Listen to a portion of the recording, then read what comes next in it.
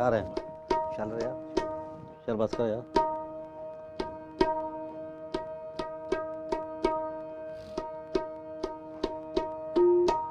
Start करें sir? हाँ करो, रोल करा दो। एक सेकंड रुक जाओ, एक सेकंड। ਤੁਸੀਂ ਨਾ ਛੇੜੋ, ਤੁਸੀਂ ਨਾ ਛੇੜੋ, ਇਹ ਆਪ ਹੀ ਕਰੇਗਾ। ये तबला उठाना था। ऐसे खींच लो, मैं कर लूँगा, मैं कर लूँगा, ऐसे खींच लो। हाँ, अब खींचो। जी सर। ठीक है। चलो शुरू करो। सामने रह जाइए, सामने शुरू हो गया। स्टार्ट है सर। चंद चढ़िया, चंद चढ़िया, चंद चढ़िया, चंद चढ़िया, मिटिया अंधेरा, चंद चढ़िया, मिटिया अंधेरा, चंद चढ़िया।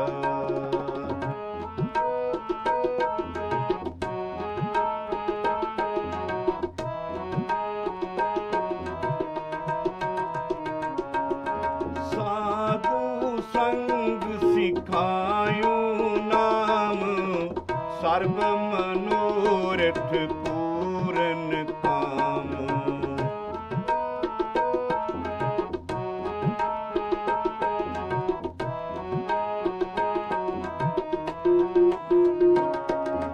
साधु संग सिखायो नाम, सर्व मनोरथ पूरन काम। चंद चढ़िया, चंद चढ़िया, मिटिया अंधेरा, चंद चढ़िया, चंद चढ़िया, चंद चढ़िया, मिटिया अंधेरा, चंद चढ़िया, मिटिया अंधेरा, चंद चढ़िया।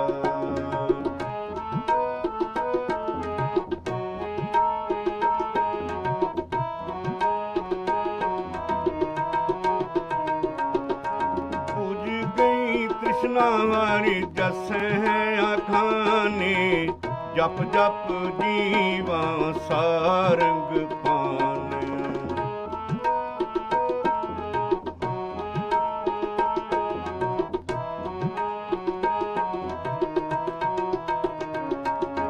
बुझ गई तृष्णा हमारी जस है आखाने, जप जप जीवा सारंग पाने।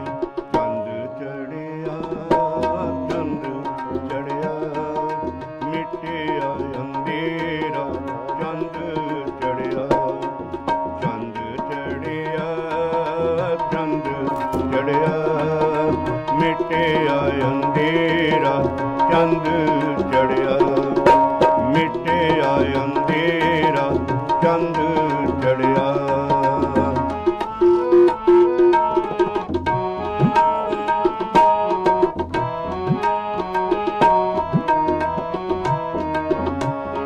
करन करावन शरण परिया, गुर परिसाद सहज कर पाया।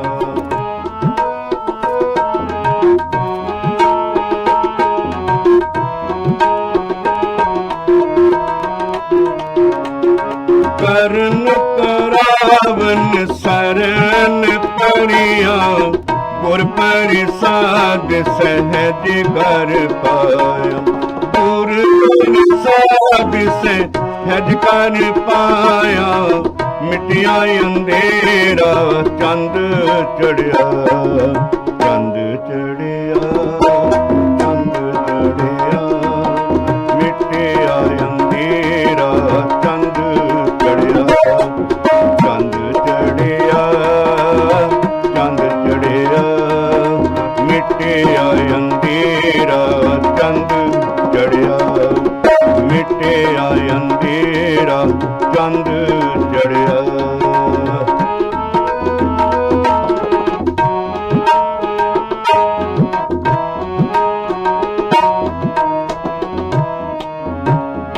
लाल जवेने ਭੰਡਾਰ ਟੋਟ ਨਾ ਆਵੇ ਜਪ ਨਿਰੰਕਾਰ।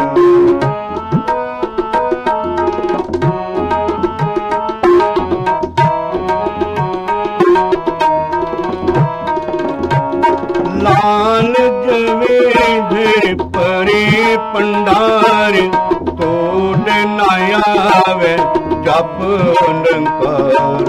ਚੰਦ ਚੜਿਆ ਚੰਦ ਚੜਿਆ ਮਿਟਿਆ ਅੰਧੇਰਾ। ਚੰਦ ਚੜਿਆ ਮਿਟਿਆ ਅੰਧੇਰਾ। ਚੰਦ ਚੜਿਆ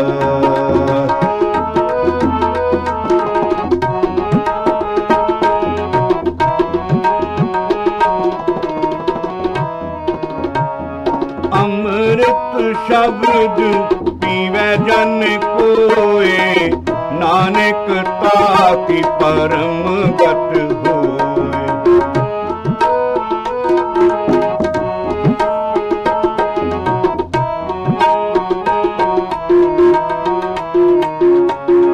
ਅੰਮ੍ਰਿਤ ਸ਼ਬਦ ਪੀਵੇ ਜਨ ਕੋਏ। ਨਾਨਕ ਤਾਕੀ ਪਰਮ ਗਤ ਹੋਏ। ਚੰਦ ਚੜਿਆ ਚੰਦ ਚੜਿਆ ਮਿਟਿਆ ਅੰਧੇਰਾ। ਚੰਦ ਚੜਿਆ ਚੰਦ ਚੜਿਆ ਚੰਦ ਚੜਿਆ ਮਿਟਿਆ ਅੰਧੇਰਾ। ਚੰਦ ਚੜਿਆ ਮਿਟਿਆ ਅੰਧੇਰਾ। ਚੰਦ ਚੜਿਆ ਚੰਦ ਚੜਿਆ ਚੰਦ ਚੜਿਆ। ਸਤਿ ਸ਼੍ਰੀ ਅਕਾਲ, ਨਮਸਕਾਰ। ਰੂਟਸ ਟੂ ਰੂਟ ਦੀ ਇਸ ਲਾਈਵ ਕਲਾਸ ਵਿੱਚ ਤੁਹਾਡਾ ਸਭ ਦਾ, ਬੱਚਿਆਂ ਦਾ, ਟੀਚਰਸ ਦਾ ਬਹੁਤ ਬਹੁਤ ਸਵਾਗਤ ਹੈ। ਅੱਜ ਦਾ ਪ੍ਰੋਗਰਾਮ ਬੱਚਿਓ ਆਪਾਂ ਸਭ ਜਾਣਦੇ ਹਾਂ ਕਿ ਪੈਰਾਡੈਮਿਕ ਦੇ ਵਿੱਚ ਕਿੰਨੀਆਂ ਸਾਰੀਆਂ ਕਲਾਸਿਸ ਆਪਾਂ ਨਹੀਂ ਕਰ ਸਕੇ, ਪਰ ਪੈਰਾਡੈਮਿਕ ਦੇ ਵਿੱਚ ਹੀ ਅੱਜ ਅਸੀਂ ਇਹ ਕਲਾਸ ਸ਼ੁਰੂ ਕਰ ਰਹੇ ਹਾਂ। ਔਰ ਇਹ ਕਲਾਸ ਵੀ ਪਹਿਲੇ ਸਿੱਖ ਗੁਰੂ ਸ਼੍ਰੀ ਗੁਰੂ ਨਾਨਕ ਦੇਵ ਜੀ ਦੇ ਪ੍ਰਕਾਸ਼ ਪੁਰਬ ਨਾਲ ਸੰਬੰਧਿਤ ਅੱਜ ਅਸੀਂ ਗੱਲਾਂ ਕਰਾਂਗੇ। ਤੁਹਾਨੂੰ ਪਤਾ ਹੈ ਕਿ ਗੁਰੂ ਨਾਨਕ ਸਾਹਿਬ ਦਾ ਜਨਮ ਕੱਤਕ ਦੀ ਪੂਰਨਮਾਸ਼ੀ ਨੂੰ 1469 ਵਿੱਚ ਰਾਏ ਭੋਏ ਦੀ ਤਲਵੰਡੀ 'ਚ ਹੋਇਆ ਸੀ। ਅਤੇ ਉਹਨਾਂ ਦੇ ਜਨਮ ਦਿਨ ਨਾਲ ਸੰਬੰਧਿਤ ਬਹੁਤ ਸਾਰੀਆਂ ਕਥਾਵਾਂ, ਬਹੁਤ ਸਾਰੀਆਂ ਸਾਖੀਆਂ ਜੁੜੀਆਂ ਹੋਈਆਂ। ਉਹਨਾਂ ਦੇ ਜਨਮ ਦੇ ਵਕਤ ਦੀਆਂ, ਉਸ ਵੇਲੇ ਦੇ ਕੀ ਹਾਲਾਤ ਸੀ, ਉਸ ਨਾਲ ਸੰਬੰਧਿਤ ਬਹੁਤ ਸਾਰੀਆਂ ਜਨਮ ਸਾਖੀਆਂ, ਬਹੁਤ ਸਾਰੀਆਂ ਕਹਾਣੀਆਂ, ਬਹੁਤ ਸਾਰੀਆਂ ਕਥਾਵਾਂ ਆਪਾਂ ਸਾਰਿਆਂ ਨੇ ਸੁਣੀਆਂ ਹੋਈਆਂ। ਅੱਜ ਆਪਾਂ ਗੁਰੂ ਸਾਹਿਬ ਦੇ ਜੀਵਨ ਨਾਲ ਸੰਬੰਧਿਤ ਕੁਝ ਘਟਨਾਵਾਂ ਦੀ ਗੱਲ ਕਰਾਂਗੇ। ਬਾਬਾ ਜੀ ਦੇ ਕੋਈ ਸ਼ਬਦ ਵੀ ਸੁਣਾਂਗੇ, ਜਿਵੇਂ ਆਪਾਂ ਹੁਣੇ ਚੜ੍ਹਿਆ ਹਨੇਰਾ ਮਿਟਿਆ ਹਨੇਰਾ ਚੰਨ ਚੜ੍ਹਿਆ ਸੁਣਿਆ। ਪਰ ਨਾਲ ਦੀ ਨਾਲ ਅਸੀਂ ਤੁਹਾਡੇ ਨਾਲ ਗੱਲਾਂ ਕਰਾਂਗੇ। ਜਿਹੜੀ ਸਾਖੀ ਆਪਾਂ ਸੁਣਾਵਾਂਗੇ ਉਸ ਸਾਖੀ ਦੇ ਵਿੱਚੋਂ ਆਪਾਂ ਤੁਹਾਡੇ ਤੋਂ ਕੁਝ ਸਵਾਲ ਕਰਾਂਗੇ ਬੱਚਿਆਂ ਕੋਲੋਂ, ਬੱਚੇ ਜਵਾਬ ਦੇਣਗੇ ਔਰ ਅਸੀਂ ਇਸ ਕਲਾਸ ਨੂੰ ਇਸ ਤਰ੍ਹਾਂ ਲਾਈਵ ਐਕਟਿਵ ਰੱਖਾਂਗੇ। ਸੋ ਸਭ ਤੋਂ ਪਹਿਲੇ ਤਾਂ ਮੈਂ ਗੁਰੂ ਨਾਨਕ ਸਾਹਿਬ ਦੇ ਪ੍ਰਕਾਸ਼ ਪੁਰਬ ਦੀ ਤੁਹਾਨੂੰ ਸਾਰਿਆਂ ਬੱਚਿਆਂ ਨੂੰ, ਉਹਨਾਂ ਦੇ ਟੀਚਰ ਸਾਹਿਬਾਨ ਨੂੰ, ਪ੍ਰਿੰਸੀਪਲ ਸਾਹਿਬਾਨ ਨੂੰ ਔਰ ਜਿੰਨੇ ਇਸ ਪ੍ਰੋਗਰਾਮ ਨਾਲ ਜੁੜੇ ਦਰਸ਼ਕ ਹੈ ਸਭ ਨੂੰ ਵਧਾਈ ਦਿੰਦਾ। ਇੱਕ ਜਨਮ ਸਾਖੀ, ਪੁਰਾਤਨ ਜਨਮ ਸਾਖੀ ਵਿੱਚ ਗੁਰੂ ਸਾਹਿਬ ਦੇ ਜਨਮ ਨਾਲ ਸੰਬੰਧਿਤ ਇਹ ਲਿਖਿਆ ਹੋਇਆ ਹੈ ਕਿ ਸੰਮਤ 1526 ਬਾਬਾ ਨਾਨਕ ਜਨਮਿਆ ਵਿਸਾਖ ਮਾਹੇ ਤ੍ਰਿਤੀਆ ਚਾਂਦਨੀ ਰਾਤ ਅੰਮ੍ਰਿਤ ਵੇਲਾ ਪਹਿ ਰਾਤ ਰਹਿੰਦੀ ਕੋ ਜਨਮਿਆ। अनहद शब्द परमेश्वर के दरबार बाजे 33 करोड़ी देवतिया नमस्कार किया। 64 जोगणी 52 वीरा 6 जतियां 84 सिद्धा नवानाथा नमस्कार किया। जो बड़ा भगत जगत निस्तारण को आया है, जिसको नमस्कार कीजिए जी। तब कालू खत्री जात बेदी तलवंडी राय बोए भट्टी की वसदी बिच वसदा आहा उत्थे जन्म पाया। ਵੱਡਾ हुआ तो लगा बालका नाल खेडण, पर बालका ते इसकी दृष्टि और आवे। आत्मे सब अभ्यास परमेश्वर का करे। जब बाबा बरसा पंजा का हुआ तो लगा बातां अगम निगम दियां करन। जो कुछ बात करे जो समझ करे तिसते सभ्य किसी की निशा हो आवे। हिंदू कहन जो कोई देवता स्वरूप पैदा होया है। मुसलमान कहन ये कोई खुदाई का साधक पैदा होया है। ਸੋ ਗੁਰੂ ਨਾਨਕ ਸਾਹਿਬ ਦੇ ਜਨਮ ਦੇ ਸਮੇਂ ਇਹ ਹੋਇਆ ਕਿ ਉਹਨੂੰ ਹਿੰਦੂ ਆਪਣਾ ਦੇਵਤਾ ਮੰਨ ਰਹੇ ਸੀ ਔਰ ਜਿਹੜੇ ਮੁਸਲਮਾਨ ਸੀ ਆਪਣਾ ਪੀਰ ਮੰਨ ਰਹੇ ਸੀ। ਔਰ ਜਦੋਂ ਗੁਰੂ ਸਾਹਿਬ ਛੋਟੇ ਜਿਹੇ ਸੀ ਤੇ ਉਹਨਾਂ ਦੇ ਅੰਦਰ ਉਸ ਵੇਲੇ ਅਗੰਮੀ ਤਾਕਤ ਦੇਖਣ ਨੂੰ ਮਿਲ ਰਹੀ ਸੀ। ਉਹਨਾਂ ਦੇ ਚਿਹਰੇ ਤੇ ਨੂਰ ਇਦਾਂ ਦਾ ਸੀ ਕਿ ਲੱਗਦਾ ਸੀ ਕੋਈ ਵਾਹਿਗੁਰੂ ਦਾ, ਕੋਈ ਪਰਮਾਤਮਾ ਦਾ ਰੂਪ ਪੈਦਾ ਹੋਇਆ। ਸੋ ਜਦੋਂ ਉਹਨਾਂ ਨੂੰ ਪਾਂਧੇ ਕੋਲ, ਉਸ ਵੇਲੇ ਸਕੂਲ ਬੇਟਾ ਨਹੀਂ ਸਾਡੇ ਵਰਗੇ ਹੁੰਦੇ ਸੀ, ਉਸ ਵੇਲੇ ਪੰਡਤਾਂ ਕੋਲ, ਪਾਂਧੇ ਕੋਲ ਜਾਂ ਕਾਜ਼ੀਆਂ ਕੋਲ ਪੜ੍ਹਨ ਲਈ ਬੱਚੇ ਨੂੰ ਭੇਜਿਆ ਜਾਂਦਾ ਸੀ, ਕਿਉਂਕਿ ਗੁਰੂ ਨਾਨਕ ਸਾਹਿਬ ਦੇ ਫਾਦਰ, ਉਹਨਾਂ ਦੇ ਪਿਤਾ ਜੀ ਪਟਵਾਰੀ ਸਨ ਤੇ ਉਹਨਾਂ ਨੇ ਚਾਹਿਆ ਕਿ ਮੇਰਾ ਬੱਚਾ ਵੀ ਸਕੂਲ ਐਜੂਕੇਸ਼ਨ ਲਵੇ, ਤਾਂ ਉਹਨਾਂ ਨੂੰ ਪਾਂਧੇ ਕੋਲ ਪੜ੍ਹਨ ਭੇਜਿਆ। ਜਦੋਂ ਪਾਂਧੇ ਕੋਲ ਪੜ੍ਹਨ ਭੇਜਿਆ ਤਾਂ ਉਸ ਨਾਲ ਸੰਬੰਧਿਤ ਇੱਕ ਬਹੁਤ ਮਹੱਤਵਪੂਰਨ ਸਾਖੀ ਆ, ਜਿਹਦੇ 'ਚ ਸਾਨੂੰ ਕੀ ਸਿੱਖਿਆ ਮਿਲਦੀ ਹੈ ਉਹਦੇ ਬਾਰੇ ਆਪਾਂ ਤੁਹਾਡੇ ਤੋਂ ਪੁੱਛਾਂਗੇ। ਪਰ ਉਸ ਤੋਂ ਪਹਿਲਾਂ ਆਓ ਆਪਾਂ ਉਹ ਸਾਖੀ ਤੁਹਾਨੂੰ ਸਕਰੀਨ ਦੇ ਉੱਤੇ ਦਿਖਾਉਂਦੇ ਹਾਂ। ਐਜੂਕੇਸ਼ਨ ਗੁਰੂ ਨਾਨਕ ਦੇਵ ਜੀ ਦਾ ਜਨਮ 1469 ਈਸਵੀ 1469 ਵਿੱਚ ਰਾਏ ਭੋਇ ਦੀ ਤਲਵੰਡੀ ਜ਼ਿਲ੍ਹਾ ਸ਼ੇਖੂਪੁਰਾ ਵਿੱਚ ਹੋਇਆ। ਇਸ ਜਗ੍ਹਾ ਨੂੰ ਅੱਜ ਅਸੀਂ ਨਨਕਾਣਾ ਸਾਹਿਬ, ਜੋ ਕਿ ਪਾਕਿਸਤਾਨ ਵਿੱਚ ਹੈ, ਦੇ ਨਾਮ ਨਾਲ ਜਾਣਦੇ ਹਾਂ। ਉਹਨਾਂ ਦੇ ਪਿਤਾ ਮਹਿਤਾ ਕਾਲੂ ਜੀ, ਮਾਤਾ ਤ੍ਰਿਪਤਾ ਜੀ ਅਤੇ ਵੱਡੀ ਭੈਣ ਬੇਬੇ ਨਾਨਕੀ ਸਨ। ਉਹਨਾਂ ਦੇ ਪਿਤਾ ਮਹਿਤਾ ਕਾਲੂ ਜੀ ਪਿੰਡ ਦੇ ਹਾਕਮ ਰਾਏ ਬਲਾਰ ਪਾਸ ਪਟਵਾਰੀ ਸਨ। ਗੁਰੂ ਜੀ ਜਦੋਂ 7 ਸਾਲਾਂ ਦੇ ਹੋਏ ਤਾਂ ਉਹਨਾਂ ਦੇ ਪਿਤਾ ਨੇ ਉਹਨਾਂ ਨੂੰ ਪਿੰਡ ਦੇ ਪਾਂਧੇ ਗੋਪਾਲ ਦਾਸ ਪਾਸ ਹਿਸਾਬ ਕਿਤਾਬ ਅਤੇ ਦੇਵਨਾਗਰੀ ਸਿੱਖਣ ਲਈ ਭੇਜਣਾ ਸ਼ੁਰੂ ਕੀਤਾ। ਗੁਰੂ ਸਾਹਿਬ ਅਕਸਰ ਆਪਣੇ ਉਸਤਾਦ ਨਾਲ ਪਰਮਾਤਮਾ ਬਾਰੇ ਡੂੰਘੀਆਂ ਵਿਚਾਰਾਂ ਕਰਿਆ ਕਰਦੇ ਸਨ। ਇੱਕ ਦਿਨ ਗੁਰੂ ਜੀ ਫੱਟੀ ਅੱਗੇ ਰੱਖ ਕੇ ਚੁੱਪ ਕਰਕੇ ਬੈਠੇ ਸਨ। ਗੁਰੂ ਜੀ ਨੂੰ ਇਸ ਤਰ੍ਹਾਂ ਬੈਠੇ ਦੇਖ ਕੇ ਪਾਂਧੇ ਨੇ ਪੁੱਛਿਆ, ਨਾਨਕ, ਤੂੰ ਆਪਣਾ ਪਾਠ ਕਿਉਂ ਨਹੀਂ ਯਾਦ ਕਰਦਾ? ਗੁਰੂ ਜੀ ਨੇ ਉੱਤਰ ਦਿੱਤਾ, ਪਾਂਧਾ ਜੀ, ਇਹ ਪਾਠ ਇਹ ਨਹੀਂ ਦੱਸਦਾ ਕਿ ਕਿਵੇਂ ਦੁਨੀਆ ਦੇ ਬੰਧਨਾਂ ਤੋਂ ਛੁਟਕਾਰਾ ਪਾਇਆ ਜਾ ਸਕਦਾ ਹੈ। ਪਾਂਧੇ ਨੇ ਕਿਹਾ, ਨਾਨਕ, ਮੈਂ ਤਾਂ ਗਿਣਤੀ ਮਿੰਤੀ ਵਾਲੀ ਹੀ ਪੜ੍ਹਾਈ ਸਿੱਖੀ ਹੈ ਅਤੇ ਇਹ ਹੀ ਸਿਖਾਉਂਦਾ ਆ ਰਿਹਾ ਹਾਂ। ਜੇ ਤੈਨੂੰ ਦੁਨੀਆ ਦੇ ਬੰਧਨਾਂ ਤੋਂ ਛੁਟਕਾਰਾ ਪਾਉਣ ਵਾਲੀ ਪੜ੍ਹਾਈ ਆਉਂਦੀ ਹੈ ਤਾਂ ਉਹ ਮੈਨੂੰ ਦੱਸ। ਗੁਰੂ ਜੀ ਨੇ ਉੱਤਰ ਦਿੱਤਾ, ਪਾਂਧਾ ਜੀ, ਇਸ ਕਲਮ ਅਤੇ ਸਿਆਹੀ ਨਾਲ ਇਸ ਫੱਟੀ ਉੱਪਰ ਲਿਖਣਾ ਅਤੇ ਪੜ੍ਹਨਾ ਸੰਸਾਰਕ ਕਿਰਿਆ ਹੈ। ਬੰਧਨਾਂ ਵਿੱਚ ਫਸੇ ਹੋਏ ਜੀਵ ਦੇ ਮਨ ਵਿੱਚ ਵਿਕਾਰ ਪੈਦਾ ਹੁੰਦੇ ਹਨ। ਸੱਚੀ ਲਿਖਾਈ ਪੜ੍ਹਾਈ ਨਾਲ ਇਸ ਦੁਨੀਆ ਦੇ ਬੰਧਨਾਂ ਤੋਂ ਮੋਹ ਟੁੱਟਦਾ ਹੈ ਅਤੇ ਮਨ ਵਿਕਾਰਾਂ ਤੋਂ ਛੁੱਟਦਾ ਹੈ। ਮਨ ਦੇ ਨਿਰਮਲ ਹੋਣ ਉਪਰੰਤ ਇਸ ਵਿੱਚ ਸ਼ੁਭ ਵਿਚਾਰ ਉਪਜਦੇ ਹਨ। ਉਹ ਸੱਚੀ ਪੜ੍ਹਾਈ ਇਸ ਦੁਨੀਆ ਨੂੰ ਪੈਦਾ ਕਰਨ ਵਾਲੇ ਅਤੇ ਇਸ ਦੀ ਦੇਖਭਾਲ ਕਰਨ ਵਾਲੇ ਦੀ ਉਸਤਤ ਵੱਲ ਪ੍ਰੇਰਦੀ ਹੈ। ਉਸ ਦੇ ਗੁਣ ਗਾਉਣ ਨਾਲ ਤਨ ਮਨ ਸੁਖੀ ਹੁੰਦਾ ਹੈ ਅਤੇ ਮਨ ਵਿੱਚੋਂ ਜਨਮ ਮਰਨ ਦਾ ਡਰ ਸਦਾ ਲਈ ਦੂਰ ਹੋ ਜਾਂਦਾ ਹੈ। ਪਾਂਧੇ ਨੇ ਕਿਹਾ, ਹੇ ਨਾਨਕ, ਜੋ ਕੁਝ ਮੈਨੂੰ ਆਉਂਦਾ ਸੀ ਉਹ ਮੈਂ ਤੈਨੂੰ ਦੱਸ ਦਿੱਤਾ। ਇਹ ਸੱਚੀ ਪੜ੍ਹਾਈ ਮੈਨੂੰ ਨਹੀਂ ਆਉਂਦੀ, ਮੈਂ ਇਹ ਨਹੀਂ ਪੜ੍ਹਾ ਸਕਦਾ। ਇਸ ਤਰ੍ਹਾਂ ਸਮਾਂ ਬੀਤਦਾ ਗਿਆ। ਗੁਰੂ ਜੀ ਹੁਣ 13 ਸਾਲਾਂ ਦੇ ਹੋ ਗਏ ਸਨ। ਉਹਨਾਂ ਦੇ ਪਿਤਾ ਨੇ ਉਹਨਾਂ ਨੂੰ ਫਾਰਸੀ ਸਿੱਖਣ ਲਈ ਮੌਲਵੀ ਕੁਤਬਦੀਨ ਪਾਸ ਭੇਜਣਾ ਆਰੰਭ ਕੀਤਾ। ਇੱਕ ਦਿਨ ਗੁਰੂ ਜੀ ਮੌਲਵੀ ਨੂੰ ਪੁੱਛਿਆ, ਇਹਨਾਂ ਅਲਫ ਬੇ ਆਦ ਅੱਖਰਾਂ ਦੇ ਕੀ ਅਰਥ ਹਨ? ਮੌਲਵੀ ਪਾਸੋਂ ਇਸ ਤਰ੍ਹਾਂ ਦਾ ਸਵਾਲ ਪਹਿਲਾਂ ਕਦੇ ਕਿਸੇ ਪੁੱਛਿਆ ਨਹੀਂ ਸੀ। ਉਸ ਨੂੰ ਕੋਈ ਉੱਤਰ ਨਾ ਸੁਝਿਆ ਤਾਂ ਉਸਨੇ ਕਿਹਾ, ਨਾਨਕ, ਤੂੰ ਹੀ ਦੱਸ ਇਹਨਾਂ ਦੇ ਕੀ ਅਰਥ ਹਨ? ਗੁਰੂ ਜੀ ਨੇ ਮੌਲਵੀ ਨੂੰ ਹਲਫ ਤੋਂ ਇਹ ਤੱਕ ਦੇ ਸਾਰੇ ਅੱਖਰਾਂ ਦੇ ਅਰਥ ਪਰਮਾਤਮਾ ਦੀ ਉਸਤਤ ਵਿੱਚ ਸੁਣਾ ਦਿੱਤੇ। ਗੁਰੂ ਜੀ ਪਾਸੋਂ ਅੱਖਰਾਂ ਦੇ ਅਰਥ ਸੁਣ ਕੇ ਮੌਲਵੀ ਨੇ ਸਮਝ ਲਿਆ ਕਿ ਵਿਚਾਰ ਕੀਤਾ ਜਾਵੇ ਤਾਂ ਇਹ ਦੁਨਿਆਵੀ ਪੜ੍ਹਾਈ ਪਰਮਾਤਮਾ ਦੀਆਂ ਸਿਫਤਾਂ ਹਨ। ਸਿਫਤਾਂ ਦਾ ਵਿਚਾਰਨਾ ਹੀ ਸੱਚੀ ਪੜ੍ਹਾਈ ਹੈ। ਗੁਰੂ ਨਾਨਕ ਦੇਵ ਜੀ ਦਾ ਜਨਮ 1469 ਈਸਵੀ 1469 ਵਿੱਚ ਰਾਏ ਭੋਇ ਦੀ ਤਲਵੰਡੀ ਜ਼ਿਲ੍ਹਾ ਸ਼ੇਖੂਪੁਰਾ ਵਿੱਚ ਹੋਇਆ। ਇਸ ਜਗ੍ਹਾ ਨੂੰ ਅੱਜ ਅਸੀਂ ਨਨਕਾਣਾ ਸਾਹਿਬ, ਜੋ ਕਿ ਪਾਕਿਸਤਾਨ ਵਿੱਚ ਹੈ, ਦੇ ਨਾਮ ਨਾਲ ਜਾਣਦੇ ਹਾਂ। ਉਹਨਾਂ ਦੇ ਪਿਤਾ ਮਹਿਤਾ ਕਾਲੂ ਜੀ, ਮਾਤਾ ਤ੍ਰਿਪਤਾ ਜੀ ਅਤੇ ਵੱਡੀ ਭੈਣ ਬੇਬੇ ਨਾਨਕੀ ਸਨ। ਉਹਨਾਂ ਦੇ ਪਿਤਾ ਮਹਿਤਾ ਕਾਲੂ ਜੀ ਪਿੰਡ ਦੇ ਹਾਕਮ ਰਾਏ ਬਲਾਰ ਪਾਸ ਪਟਵਾਰੀ ਸਨ। ਗੁਰੂ ਜੀ ਜਦੋਂ 7 ਸਾਲਾਂ ਦੇ ਹੋਏ ਤਾਂ ਉਹਨਾਂ ਦੇ ਪਿਤਾ ਨੇ ਉਹਨਾਂ ਨੂੰ ਪਿੰਡ ਦੇ ਪਾਂਧੇ ਗੋਪਾਲ ਦਾਸ ਪਾਸ ਹਿਸਾਬ ਕਿਤਾਬ ਅਤੇ ਦੇਵਨਾਗਰੀ ਸਿੱਖਣ ਲਈ ਭੇਜਣਾ ਸ਼ੁਰੂ ਕੀਤਾ। ਗੁਰੂ ਸਾਹਿਬ ਅਕਸਰ ਆਪਣੇ ਉਸਤਾਦ ਨਾਲ ਪਰਮਾਤਮਾ ਬਾਰੇ ਡੂੰਘੀਆਂ ਵਿਚਾਰਾਂ ਕਰਿਆ ਕਰਦੇ ਸਨ। ਇੱਕ ਦਿਨ ਗੁਰੂ ਜੀ ਫੱਟੀ ਅੱਗੇ ਰੱਖ ਕੇ ਚੁੱਪ ਕਰਕੇ ਬੈਠੇ ਸਨ।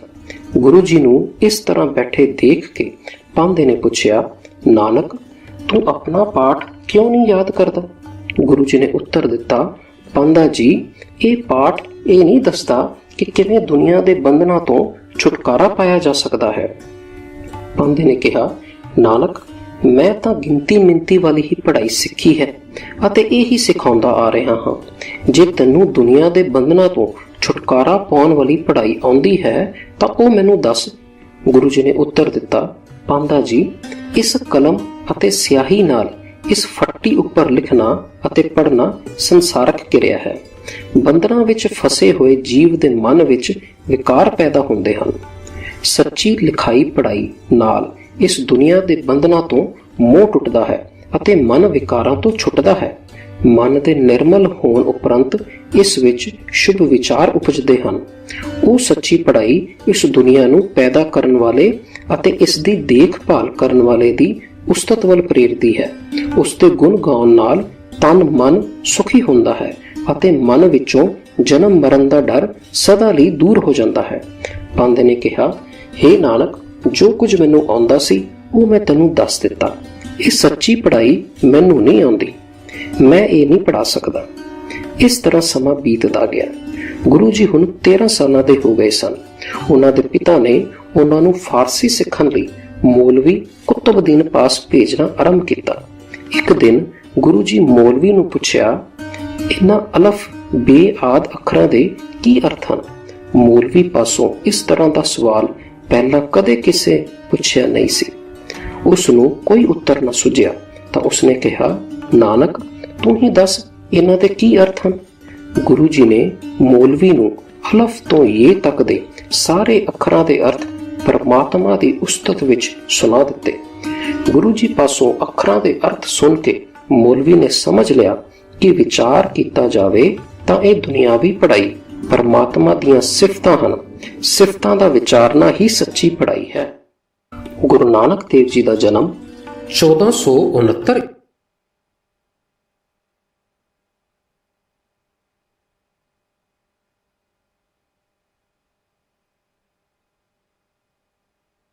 ਕਾਜ਼ੀ ਕੋਲ ਪੜ੍ਹਨ ਦੇ ਬਾਰੇ ਕੋਈ ਬੱਚਾ ਮੈਨੂੰ ਦੱਸ ਸਕਦਾ ਹੈ, ਕੋਈ ਸਕੂਲ ਦਾ ਬੱਚਾ, ਕਿ ਆਪਾਂ ਨੂੰ ਇਹਦੇ ਤੋਂ ਕੀ ਸਿੱਖਿਆ ਮਿਲਦੀ ਹੈ? ਇੱਕ ਤੇ ਆਪਾਂ ਦੇਖ ਲਿਆ ਕਿ ਗੁਰੂ ਸਾਹਿਬ ਬਹੁਤ ਅਗੰਮੀ ਪੁਰਸ਼ ਹੈ, ਉਹਨਾਂ ਨੂੰ ਸਾਰੀ ਨੌਲੇਜ ਆਲਰੇਡੀ ਹੈਗੀ ਹੈ। ਜੋ ਕੁਛ ਉਹ ਪਾਂਧਾ ਪੜ੍ਹਾਉਣਾ ਚਾਹੁੰਦਾ ਸੀ ਉਹ ਸਭ ਕੁਝ ਜਾਣਦੇ ਆ। ਜਿਹੜੀ ਉਹ ਪੱਟੀ ਪੜ੍ਹਾ ਰਿਹਾ ਸੀ, ਪੱਟੀ ਉਹਨਾਂ ਨੂੰ ਆਉਂਦੀ ਸੀ। ਪਰ ਸਾਨੂੰ ਬੱਚਿਆਂ ਨੂੰ, ਜਾਂ ਜਿਹੜੇ ਅਸੀਂ ਦੁਨਿਆਵੀ ਜੀਵ ਹਾਂ, ਸਾਨੂੰ ਇਹਦੇ 'ਚੋਂ ਕੀ ਸਿੱਖਿਆ ਮਿਲੀ? ਕੋਈ ਬੱਚਾ ਹੱਥ ਖੜਾ ਕਰੋ ਸਕੂਲ ਦਾ, ਕਿ ਸਕੂਲ ਦਾ ਬੱਚਾ ਕੋਈ ਬੋਲਣਾ ਚਾਹੇਗਾ, ਦੱਸਣਾ ਚਾਹੇਗਾ?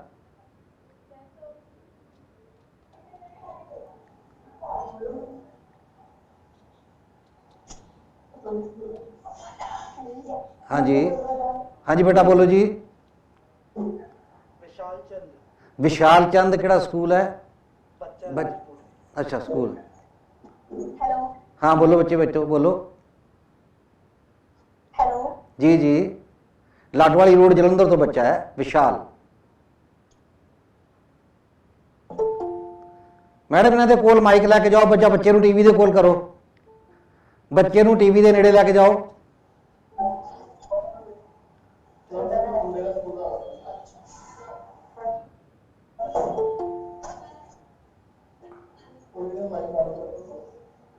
हाँ बेटा बोलो। हाँ जी हेलो। बोलो बेटा बोलो। हाँ जी बेटा, चंगे काम करने चाहिए आ। चलो अगला बच्चा बोलो। ये बच्चे ठीक नहीं है, तुम फिर दसदा की है जवाब। दूजा बच्चा कोई होर स्कूल का? हाँ जी गुरप्रीत, गुरप्रीत। विशाल चंद, हाँ विशाल चंद बोलो भाई, लाडवाली स्कूल। सर, गुरु नानक देव जी ने बाबा जी बारे बताया था कि हमें बाबा जी की सारी बातें वगैरह माननी चाहिए और उनके उद्देश्यों पर चलना चाहिए। अच्छा, नहीं पर जो साखी अब तक सुनी है अभी, उससे मैं पूछ रहा हूँ, उससे क्या शिक्षा मिलती है हमें, ये बताओ ना भैया। गुरु नानक देव जी के जीवन से जो अभी अभी साखी देखी आपने, दिखाई थी ना भी हमने, स्कूल वाली, उनको पांधा ने पढ़ाया, काजी ने पढ़ाया और उन्होंने कहा कि मैं ये सब पढ़ना जानता हूँ, मेरे कोई और चीज़ पढ़ाओ, उसका क्या मतलब था? उसका नहीं पता सर। छोड़, कोई बात नहीं बेटा, मैं बताऊंगा थोड़ी देर में, कोई और स्कूल से पूछ ले। अभी मैं बताऊंगा आपको, सुनना, फिर मैं बताऊंगा। कोई और स्कूल का बच्चा किसे था? बलविंदर कौर। बलविंदर कौर, बलविंदर कौर,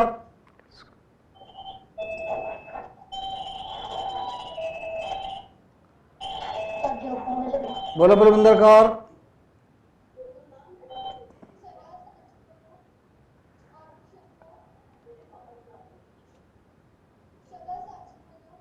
सदा अच्छा GGS केड़ा स्कूल है? जोगा। गुरप्रीत सिंह बस्सी पठाना। हाँ बोलो बेटा बोलो।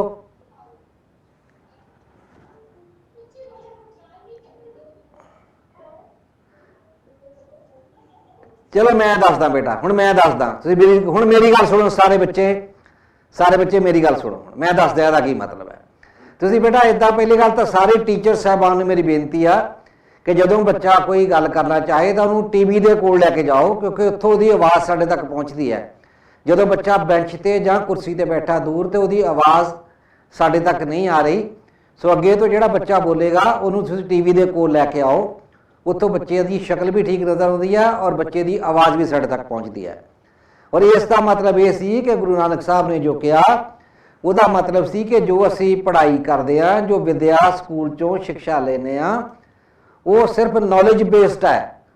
सानू विजडम दो, सियाणप चाहिदी है। स्कूलों की पढ़ाई दे विचों सिर्फ इनफॉर्मेशन या सूचना या घोटा मार के पढ़ना नहीं, असी सानू एक सियाणप, एक विजडम चाहिदी है, तां जो असी दुनिया में जी सकीए। हाँ बेटा तू बोल, की बोलना चाहनी है?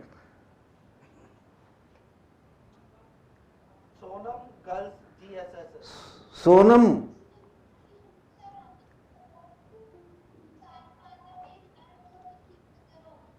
बेटा ताही मैं कह रहा कि अपने टीवी के कोल आओ ना, थोड़ी आवाज़ नहीं आ रही मेरे तक। टीवी के पास आके गल कर।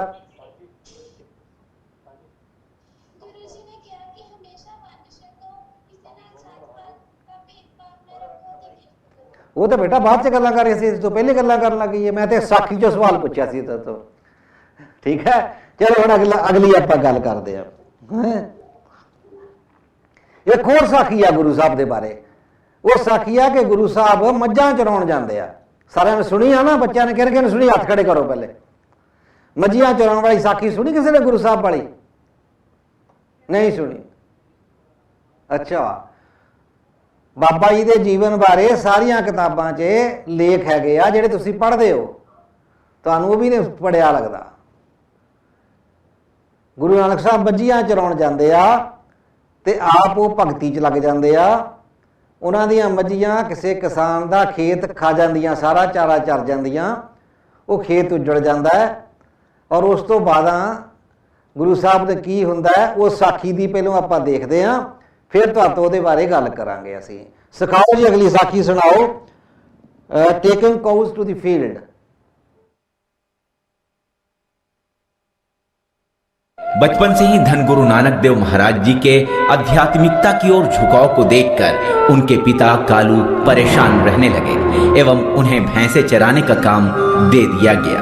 एक बार भैंसे चराते चराते धन गुरु नानक देव महाराज जी सो गए। भैंसे एक किसान के खेत में चली गई और सारी फसल चर डाली। खेत मालिक शोर शराबा करने लगा, मगर जब उसका खेत देखा गया तो सभी आश्चर्य में पड़ गए, क्योंकि फसल का एक पौधा भी नहीं चरा गया था। बचपन से ही धन गुरु नानक देव महाराज जी के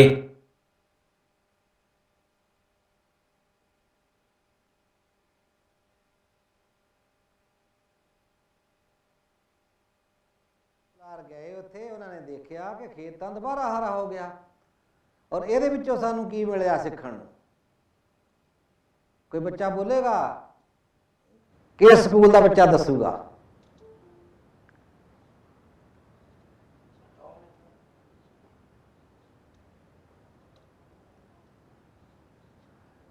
बच्चों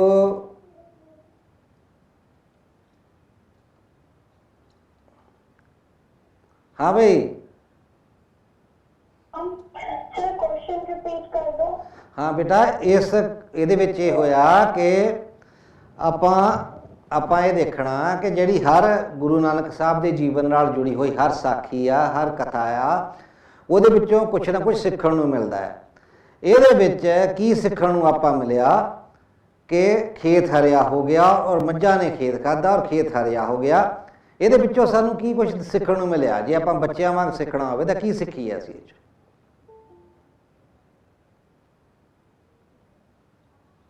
हाँ जी बेटा समझ आ गया सवाल?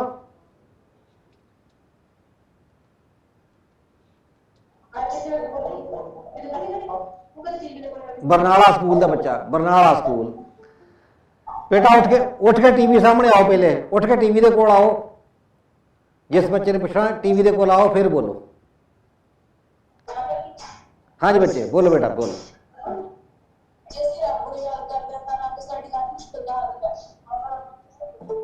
नहीं बच्चा तेरी आवाज नहीं ठीक समझ, दोबारा बोल।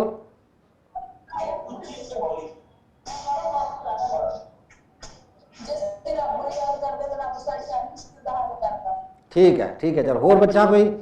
थैंक यू बेटा थैंक यू। होर के बच्चा?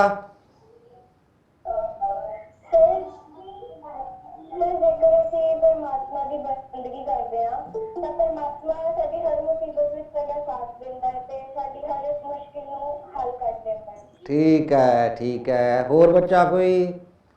होर केड़े स्कूल का बच्चा बोलूगा? हैं लुधियाने का बच्चा केड़ा बोलिया?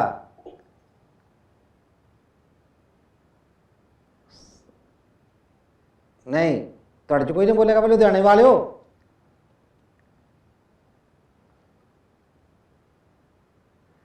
बेटा थोड़ा इंटरैक्टिव होवो ना, गल्लां करनियां सिखो, बाद च वड्डे हो के तुसीं कुछ बनना है। हाँ बोल बेटा खड़े होके बोल, टीवी को आ जा, टीवी को ला। तरसेम अमन टीवी को ला बेटा, टीवी दे कोल आ उठ के।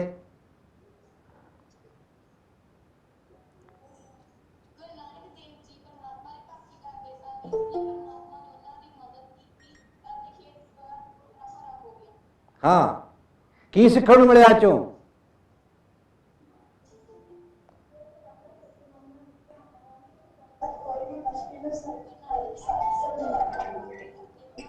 सारे बच्चे के दो चलो ठीक है थैंक यू। हुण मैं दसदा, हुण मेरी गल सुनो, बैठ जा बेटा बैठ जाओ।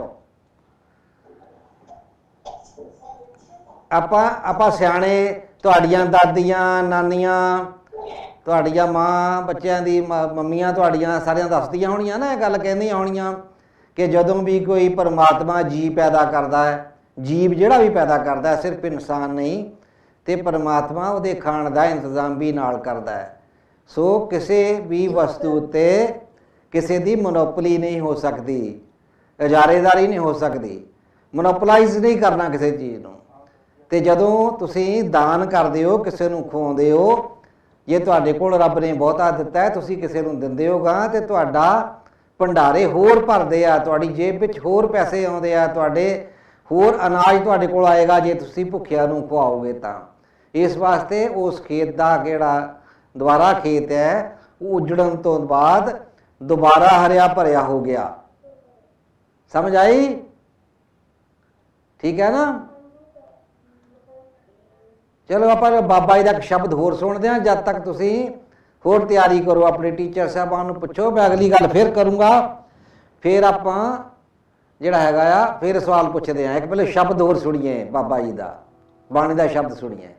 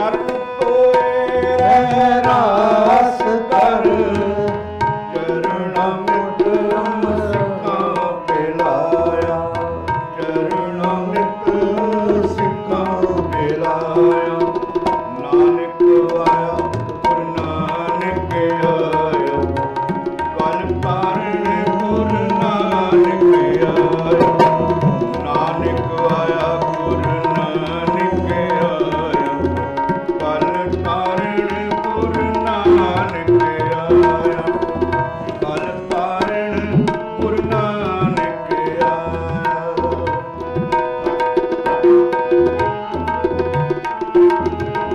ਪਾਰ ਬ੍ਰਹਮ ਪੂਰਨ ਬ੍ਰਹਮ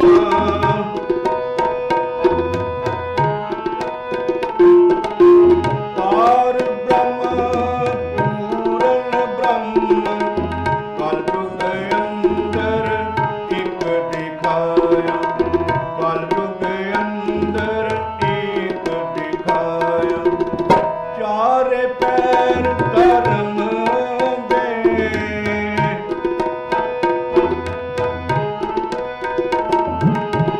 ਚਾਰੇ ਪੈਰ ਧਰਮ ਦੇ ਚਾਰ ਵਰਨ ਇੱਕ ਵਰਨ ਕਰਾਇਆ ਚਾਰ ਵਰਨ ਇੱਕ ਵਰਨ ਕਰਾਇਆ ਨਾਨਕ ਆਇਆ ਗੁਰੂ ਨਾਨਕ ਆਇਆ ਨਾਨਕ ਆਇਆ ਗੁਰੂ ਨਾਨਕ ਆਇਆ ਨਾਨਕ ਆਇਆ ਗੁਰੂ ਨਾਨਕ ਆਇਆ ਕਲ ਤਾਰਨ ਗੁਰੂ ਨਾਨਕ ਆਇਆ ਕਲ ਤਾਰਨ ਗੁਰੂ ਨਾਨਕ ਆਇਆ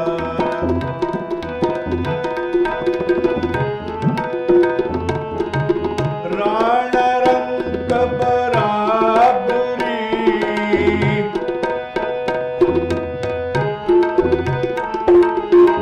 ਰਾਣ ਰੰਗ ਬਰਾਬਰੀ ਪੈਰੀ ਪਵਣਾ ਜਗ ਵਰਤਾਇਆ ਪੈਰੀ ਪਵਣਾ ਜਗ ਵਰਤਾਇਆ ਉਲਟਾ ਖੇਲ ਤਿਰੰਮ ਦਾ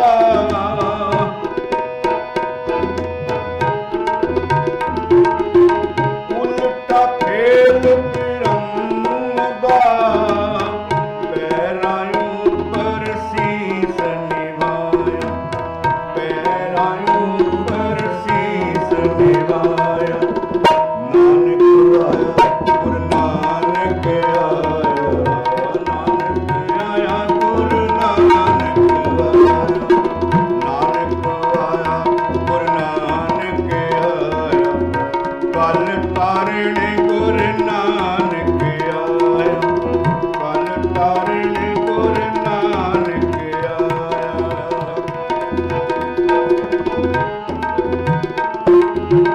ਕਲ ਯੁਗ ਬਾਬੇ ਤਾਰਿਆ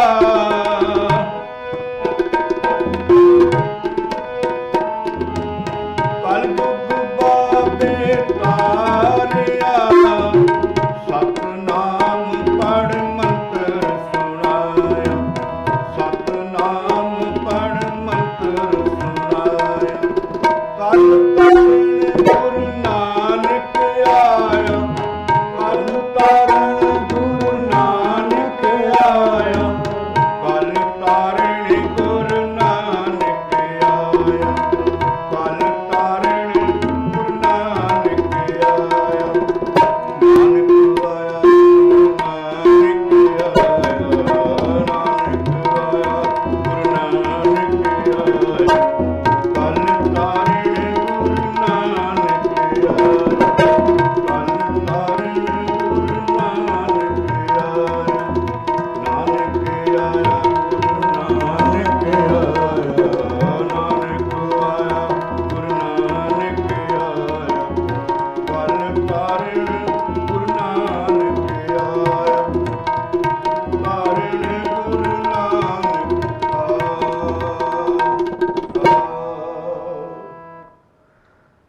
ਕਲ ਤਾਰਨ ਗੁਰੂ ਨਾਨਕ ਆਇਆ। ਇੱਕ ਵਿੱਚ ਬੇਟਾ ਤੁਕ ਆਈ ਸੀ, ਇੱਕ ਵਿੱਚ ਲਾਈਨ ਆਈ ਸੀ ਚਾਰੇ ਵਰਨ ਧਰਮ ਦੇ ਚਾਰੋਂ ਵਰਨ ਇੱਕ ਕਰਾਇਆ। ਇਹਦਾ ਜੋ ਮਤਲਬ ਹੈ ਉਹ ਮੈਂ ਤੁਹਾਨੂੰ ਸਮਝਾ ਦਿੰਦਾ। ਇਹ 'ਤੇ ਸਵਾਲ ਨਹੀਂ ਪੁੱਛਦਾ ਕਿ ਜਦੋਂ ਗੁਰੂ ਸਾਹਿਬ ਜਦੋਂ ਜਨਮ ਲਿਆ ਉਸ ਵੇਲੇ ਸਾਰੀ ਜਿਹੜਾ ਸਮਾਜ ਸੀ ਸਾਡਾ ਉਹ ਜਾਤਾਂ ਪਾਤਾਂ 'ਚ ਵੰਡਿਆ ਹੋਇਆ ਸੀ, ਔਰ ਗੁਰੂ ਸਾਹਿਬ ਨੇ ਆ ਕੇ ਕਿਹਾ ਕਿ ਮਾਨਸ ਕੀ ਜਾਤ ਸਭ ਹੈ ਏਕੇ ਪਹਿਚਾਨ ਵੋ, ਕਿ ਇਨਸਾਨ ਦੀ ਜਾਤ ਇੱਕੋ ਹੁੰਦੀ ਹੈ, ਕੋਈ ਵੱਡਾ ਨਹੀਂ ਕੋਈ ਛੋਟਾ ਨਹੀਂ ਹੁੰਦਾ, ਕੋਈ ਸ਼ੂਦਰ ਨਹੀਂ ਹੁੰਦਾ, ਕੋਈ ਬ੍ਰਾਹਮਣ ਨਹੀਂ ਹੁੰਦਾ, ਸਾਰੇ ਪਰਮਾਤਮਾ ਦੇ ਬਣਾਏ ਹੋਏ ਜੀ ਆ ਔਰ ਸਾਰੇ ਬਰਾਬਰ ਹੁੰਦੇ ਆ। ਔਰ ਸਾਨੂੰ ਬੱਚਿਆਂ ਨੇ ਪੜ੍ਹਿਆ ਹੁੰਦਾ, ਤੁਹਾਨੂੰ ਪਤਾ ਹੋਏਗਾ ਕਿ ਗੁਰੂ ਨਾਨਕ ਸਾਹਿਬ ਨੇ ਸਾਰੀ ਉਮਰ ਪੈਦਲ ਚੱਲ ਕੇ ਯਾਤਰਾਵਾਂ ਕੀਤੀਆਂ, ਪੂਰੀ ਦੁਨੀਆ ਦਾ ਭਰਮਣ ਕੀਤਾ। ਇੱਕ ਅੰਦਾਜ਼ੇ ਮੁਤਾਬਕ ਗੁਰੂ ਸਾਹਿਬ 22 ਸਾਲਾਂ ਦੇ ਵਿੱਚ 27,000 ਕਿਲੋਮੀਟਰ ਚੱਲੇ ਹੈ। 27,000 ਕਿਲੋਮੀਟਰ ਚੱਲ ਕੇ ਦੁਨੀਆ ਦੇ ਵਿੱਚ ਉਹਨਾਂ ਨੇ ਕਿੱਥੇ ਬਗਦਾਦ ਹੈ, ਸਊਦੀ ਅਰਬ ਹੈ, ਫਿਰ ਸ਼੍ਰੀਲੰਕਾ ਆ, ਭਾਰਤ ਸਾਰਾ ਆ, ਬੰਗਲਾਦੇਸ਼ ਹੈ, ਤਿੱਬਤ ਹੈ, ਸਾਰੀ ਜਗ੍ਹਾ ਬਾਬਾ ਜੀ ਪੈਦਲ ਘੁੰਮਦੇ ਰਹੇ। ਔਰ ਜਦੋਂ ਬਾਬਾ ਜੀ ਘੁੰਮਦੇ ਘੁੰਮਦੇ ਇੱਕ ਵਾਰ ਹਰਿਦੁਆਰ ਗਏ ਤੇ ਹਰਿਦੁਆਰ ਜਾ ਕੇ ਉਹਨਾਂ ਨੇ ਉੱਥੇ ਜਾ ਕੇ ਜੋ ਗੰਗਾ ਮਾਈ ਵਿੱਚ ਲੋਕੀ ਇਸ਼ਨਾਨ ਕਰ ਰਹੇ ਸੀ, ਤੇ ਉਹ ਗੰਗਾ ਦਰਿਆ ਵਿੱਚ ਜਦੋਂ ਇਸ਼ਨਾਨ ਲੋਕ ਕਰ ਰਹੇ ਆ ਉੱਥੇ ਗੁਰੂ ਨਾਨਕ ਸਾਹਿਬ ਵੀ ਚਲੇ ਜਾਂਦੇ ਆ ਅੰਦਰ।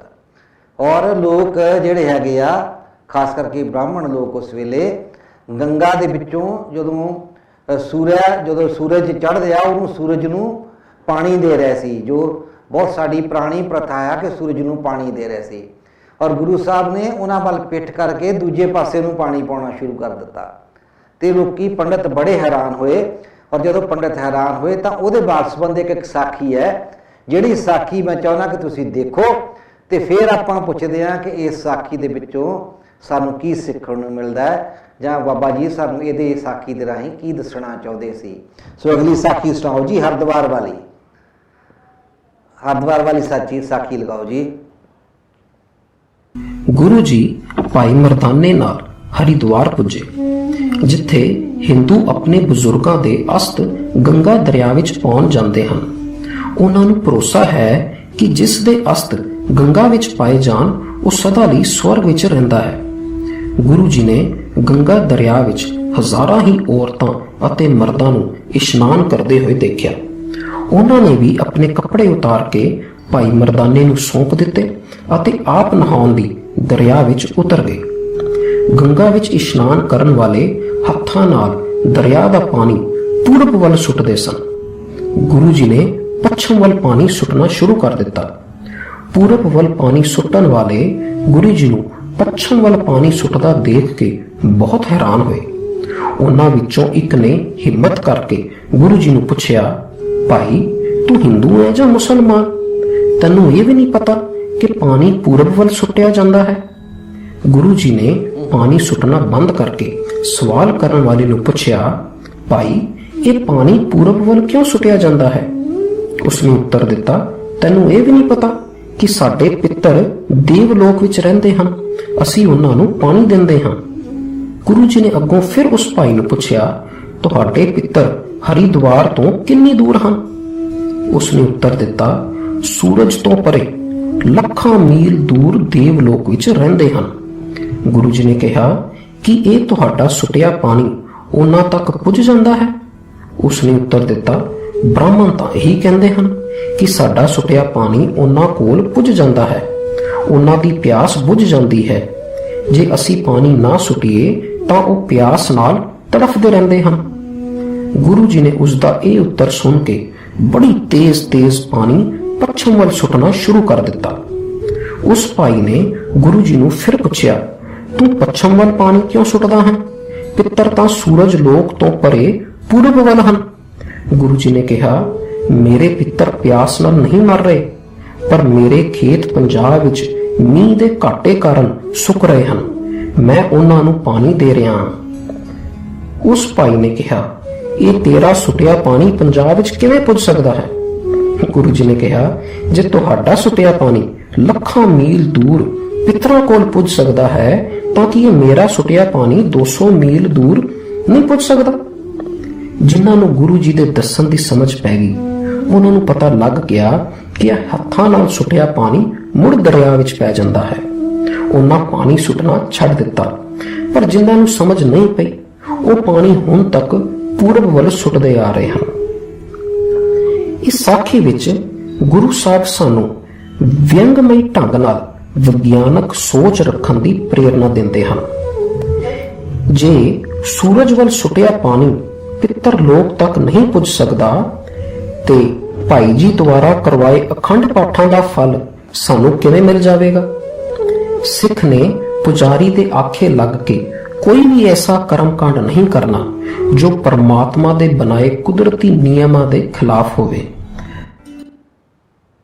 ਹਾਂਜੀ, ਸੁਣਿਆ ਬੇਟਾ, ਸਭ ਨੇ ਸੁਣ ਲਿਆ, ਦੇਖ ਲਿਆ। ਹੁਣ ਦੱਸੋ ਇਹਦੇ 'ਚ, ਵੈਸੇ ਤਾਂ ਇਹਦੇ ਵਿੱਚ ਹੀ ਲਿਖ ਦੱਸਿਆ ਉਹਨਾਂ ਨੇ ਕਿ ਕਿਹੜੀ ਸਿੱਖਿਆ ਮਿਲਦੀ ਹੈ, ਪਰ ਫਿਰ ਵੀ ਮੈਂ ਤੁਹਾਡੇ ਮੂੰਹ ਤੋਂ ਸੁਣਨਾ ਚਾਹੂੰਗਾ, ਕਿਹੜਾ ਬੱਚਾ ਦੱਸੂਗਾ?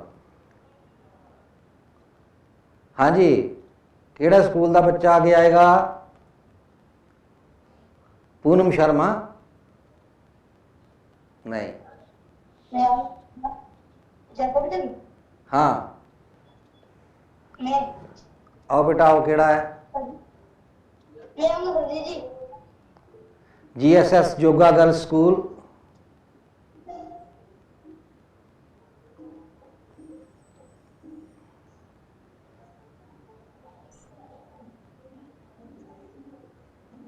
हाँ बेटा, कोई कौन बोलेगा बच्चा? तुहाडे च बोलेगा बच्चा कोई? क्वेश्चन ही बेटा हैगा। मैं तो कहा कि इस जिहड़ी साखी तुसीं देखी आ, ਇਹਦੇ ਵਿੱਚ ਹੀ ਦੱਸਿਆ ਸੀ ਕਿ ਸਾਨੂੰ ਇਸ ਸਾਖੀ ਤੋਂ ਕੀ ਸਿੱਖਿਆ ਮਿਲਦੀ ਹੈ, ਔਰ ਜਾਂ ਗੁਰੂ ਸਾਹਿਬ ਇਸ ਸਾਖੀ ਰਾਹੀਂ ਸਾਨੂੰ ਕੀ ਦੱਸਣਾ ਚਾਹੁੰਦੇ ਆ। ਸੋ ਉਹ ਦੱਸੋ ਕਿ ਕਿਹੜਾ ਹੈਗਾ। ਇਹ ਬੱਚਾ ਹੱਥ ਖੜਾ ਕਰ ਰਿਹਾ ਇੱਧਰ ਜੀ, ਬੇਟਾ ਦੱਸੋ, ਖੜੇ ਹੋ ਕੇ ਦੱਸੋ। गर्ल्स KPT स्कूल तो, girls KPT GSSS girls KPT बेटा कपूरथले तो, कपूरथला बेटा। बेटा खड़े होके बोलो, खड़े होके, खड़े होके बोलो, खड़े हो, खड़े होके बोल बच्चे। कैमरा हाइट पे लगा हुआ है, तेज थोड़ा ऊंची बोल बेटा, ऊंची बोल, ऊंची बोल।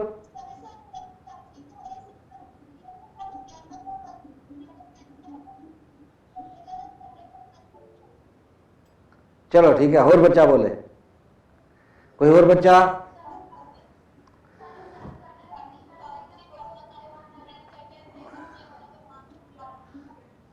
ये तो ही सेम स्कूल है ना। संधू पट्टी, बरनाला GSSS संधू पट्टी। हाँ बेटा बोलो।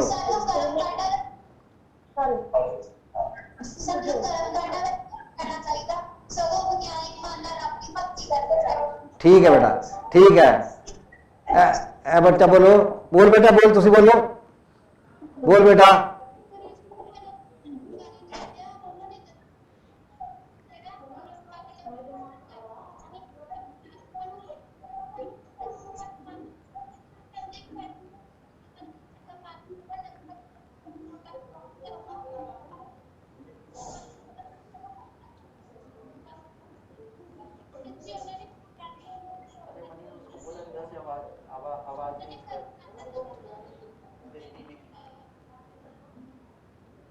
ठीक है बेटा, ठीक है। होर केड़ा स्कूल बच्चे बोलेगा बच्चा केड़ा? Anyone else?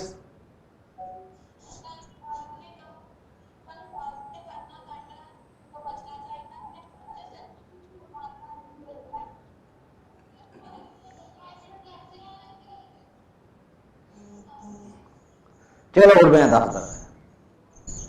हाँ जी बेटा, बोलो बोलो, बोल बच्चे बोल।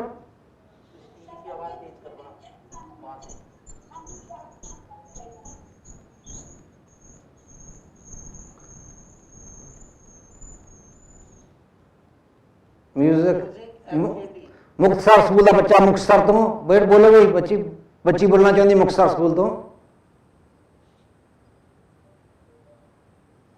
मुक्तसर वाली बेटी,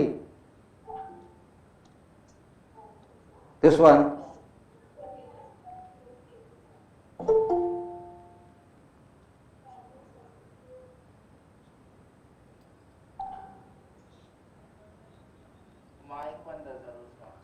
माइक उत्थे बंद बेटा, थोड़ा माइक बंद है, माइक खोलो मुक्तसर वाले, मुक्तसर स्कूल का बच्चा जरा माइक, हाँ खुल गया।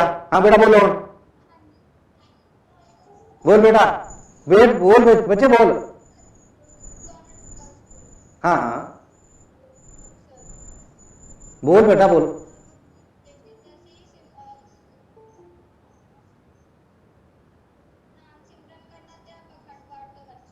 बिल्कुल ठीक है, बहुत अच्छे बेटा, सब तो वधिया जवाब दिता तू, बैठ जा। असल में गुरु साहब कहते हैं कि पखंडा ते कर्म कांडा तो बच के रहना है, ते सिर्फ कर्म दे उत्ते चलना। जो बंदा हत्थां नाल कर्म करदा है, अपने जिहड़े असीं काम करदे आ उन्हां कंमां ते यकीन रखो। तुसीं इहो जिहा कर्म कांडां दे पिछे कि तुसीं एडी दूर पानी दिओगे, उत्थे पहुंच जाएगा, तुसीं अपने श्राद्ध करोगे, अपने पुत्रां दा ते तुहाडे जिहड़े पूर्वज है, तुहाडे बजुर्ग है, उन्हां तक खाना पहुंच जाएगा। गुरु साहब कहंदे कि सारे वहम है, ये सारा भरम है। तुसीं पितरां नूं खोण दी बजाए, श्राद्ध खोण दी बजाए इत्थे दे गरीबां च वंडो।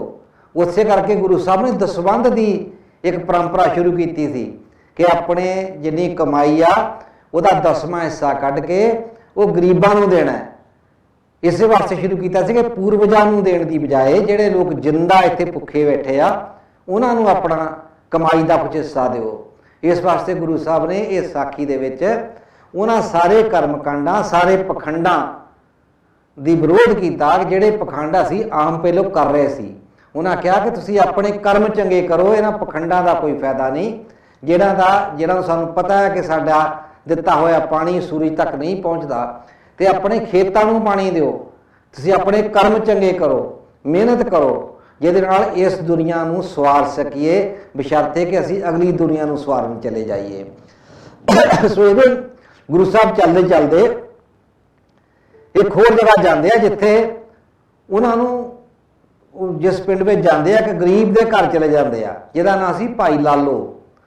भाई लालो के घर जो गुरु साहब जाते हैं तो उस घर में जी भाई जी हैगी आ भाई लालो की पत्नी जी आ रोटी खान लगे है और उन्होंने को इको ही रोटी है, वह भी कोदरे की है। तो गुरु साहब जाके अलख जगाते हैं और कहते हैं कि साध भुखे है, इन्हों खुआओ कुछ, तो वो रोटी उन्होंने खाण दे देंगे आ। पर दूजे पासे उस ही पिंड दे विच एक जिहड़ा मलिक भागो नां दा अमीर बंदा बहुत वड्डा एक भोज कर रहा सी, बहुत वड्डा उन्हें खाना खुआ रहा सी लोगों को, जिथे उन्हें कहा कि सारे पिंड के लोग इत्थे खाना खाण आओ। तो उत्थे ना तो भाई लालो गए खाण, ना गुरु नानक साहब खाण गए। तो जदों उन्होंने पता लग्या अमीर नूं तो उन्हें सारे बंदे बुला लिया कि मेरा हुक्म नहीं मन्निया। तो उस हुक्म नूं ना मनण दे संबंध में एक साखी है जिहड़ी मलिक भागो के नां ते साखी, मलिक भागो ते भाई लालो के नां ते आ।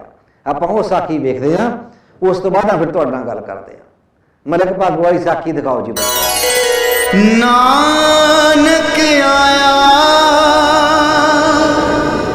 नानक आया, कल तारन गुरु नानक आया। जगत गुरु श्री गुरु नानक देव जी एमनाबाद विखे अपने बहुत ही प्यारे श्रद्धालु भाई लालो जी के घर ठहरे हुए सन। भाई लालो जी एक गरीब और मेहनती तरखान सी। वो अपने 10 नौहां की किरत कमाई करके अपना गुजारा करते सी। इस शहर का एक धनाड़ मलक भागो सी। मलक भागो ने ब्रह्म भोज करके सारे खत्तरियां, ब्राह्मणा, साधुआं, फकीरां ਅਤੇ ਨਗਰ ਵਾਸੀਆਂ ਨੂੰ ਬੁਲਾਇਆ ਹੋਇਆ ਸੀ। ਮਲਕ ਭਾਗੋ ਨੇ ਗੁਰੂ ਜੀ ਨੂੰ ਵੀ ਸੱਦਾ ਦਿੱਤਾ। ਗੁਰੂ ਜੀ ਮਲਕ ਭਾਗੋ ਦੇ ਬ੍ਰਹਮ ਭੋਜ ਵਿੱਚ ਨਹੀਂ ਗਏ। ਬਾਰ-ਬਾਰ ਬੁਲਾਉਣ ਤੇ ਹੀ ਗੁਰੂ ਜੀ ਉੱਥੇ ਪਹੁੰਚੇ। ਮਲਕ ਭਾਗੋ ਨੇ ਉਹਨਾਂ ਨੂੰ ਬ੍ਰਹਮ ਭੋਜ ਤੇ ਨਾ ਆਉਣ ਦਾ ਕਾਰਨ ਪੁੱਛਿਆ। ਗੁਰੂ ਜੀ ਨੇ ਬੜੇ ਹੀ ਪਿਆਰ ਨਾਲ ਮਲਕ ਭਾਗੋ ਨੂੰ ਸਮਝਾਇਆ ਕਿ ਭਾਈ ਲਾਲੋ ਦੀ ਰੋਟੀ ਮਿਹਨਤ ਅਤੇ ਹੱਕ ਨਾਲ ਕਮਾਈ ਹੋਈ ਦੌਲਤ ਨਾਲ ਬਣੀ ਹੁੰਦੀ ਹੈ। ਇਸ ਲਈ ਉਸ ਵਿੱਚੋਂ ਦੁੱਧ ਵਰਗਾ ਸਵਾਦ ਆਉਂਦਾ ਹੈ, ਪਰ ਤੁਹਾਡੀ ਕਮਾਈ ਗਰੀਬਾਂ ਦਾ ਲਹੂ ਨਿਚੋੜ ਕੇ ਕੀਤੀ ਹੋਈ ਹੈ। ਮਲਕ ਭਾਗੋ ਨੇ ਗੁਰੂ ਜੀ ਨੂੰ ਕਿਹਾ ਕਿ ਮੈਨੂੰ ਇਸ ਗੱਲ ਦਾ ਸਬੂਤ ਚਾਹੀਦਾ ਹੈ।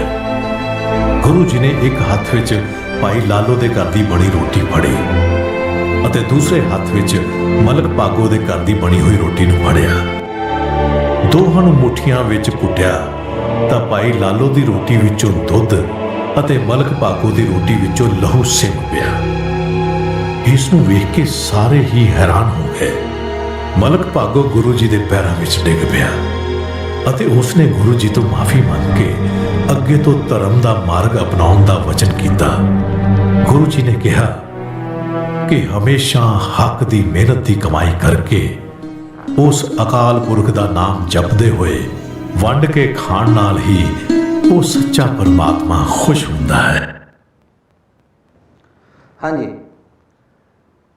ਇਹਦੇ ਵਿੱਚ ਜਦੋਂ ਮਲਕ ਭਾਗੋ ਦੀ ਰੋਟੀ ਵਿੱਚੋਂ ਗੁਰੂ ਸਾਹਿਬ ਨੇ ਖੂਨ ਕੱਢ ਦਿੱਤਾ ਤੇ ਭਾਈ ਲਾਲੋ ਦੀ ਰੋਟੀ ਵਿੱਚੋਂ ਦੁੱਧ ਕੱਢ ਦਿੱਤਾ, ਤੇ ਇਹਦੇ ਕੋਈ ਇਹਨਾਂ ਸੰਕੇਤਾਂ ਦਾ ਕੋਈ ਮਤਲਬ ਹੈ, ਕੋਈ ਮਨੋਰਥ ਹੈ ਕਿ ਇਹ ਸੰਕੇਤ ਕਿਉਂ ਦਿੱਤੇ ਕਿ ਮਲਕ ਭਾਗੋ ਦੀ ਰੋਟੀ ਵਿੱਚੋਂ ਖੂਨ ਨਿਕਲਿਆ ਤੇ ਭਾਈ ਲਾਲੋ ਦੀ ਰੋਟੀ ਵਿੱਚੋਂ ਦੁੱਧ ਨਿਕਲਿਆ। ਇਹਦਾ ਮਤਲਬ ਸਿਰਫ ਇਹਨਾਂ ਨਹੀਂ ਕਿ ਗੁਰੂ ਸਾਹਿਬ ਨੇ ਕੋਈ ਕਰਾਮਾਤ ਕੀਤੀ ਹੈ। ਕਰਾਮਾਤ ਕੋਈ ਨਹੀਂ ਹੈ ਇੱਥੇ, ਇਹਦੇ ਪਿੱਛੇ ਬਹੁਤ ਵੱਡੇ ਅਰਥ ਪਏ ਆ, ਬਹੁਤ ਵੱਡੇ ਮੀਨਿੰਗਸ ਪਏ ਆ। ਮੈਂ ਉਹ ਤੁਹਾਤੋਂ ਮੀਨਿੰਗ ਪੁੱਛਣਾ ਚਾਹੁੰਦਾ ਇਹਦਾ ਕਿ ਇਹਦਾ ਮੀਨਿੰਗ ਕੀ ਸੀਗਾ ਕਿ ਉਹਦੇ ਵਿੱਚੋਂ ਖੂਨ ਕਿਉਂ ਨਿਕਲਿਆ ਤੇ ਉਸ ਦੂਜੇ ਕੋਧਰੇ ਦੀ ਰੋਟੀ ਵਿੱਚੋਂ ਦੁੱਧ ਕਿਉਂ ਨਿਕਲਿਆ। ਕਿਹੜੇ ਸਕੂਲ ਦਾ ਬੱਚਾ ਹੁਣ ਸਾਨੂੰ ਇਹ ਸਮਝਾਏਗਾ। ਸਤਿ ਸ਼੍ਰੀ ਅਕਾਲ ਬੇਟਾ, ਦੱਸੋ ਜੀ। 10 ਬੱਚੇ 10 ਖੜੇ ਹੋ ਕੇ ਦੱਸੋ।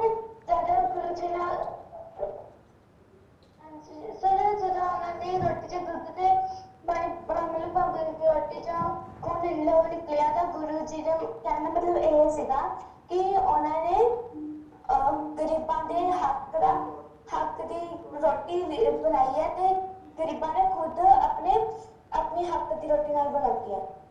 ਠੀਕ ਹੈ ਬੇਟਾ, ਠੀਕ ਹੈ, ਥੈਂਕ ਯੂ। ਉਹਨਾਂ ਨੇ ਖੁਦ ਆਪਣੇ ਹੱਥ ਨਾਲ। Very good. Welcome sir. ਅਗਲਾ ਬੱਚਾ।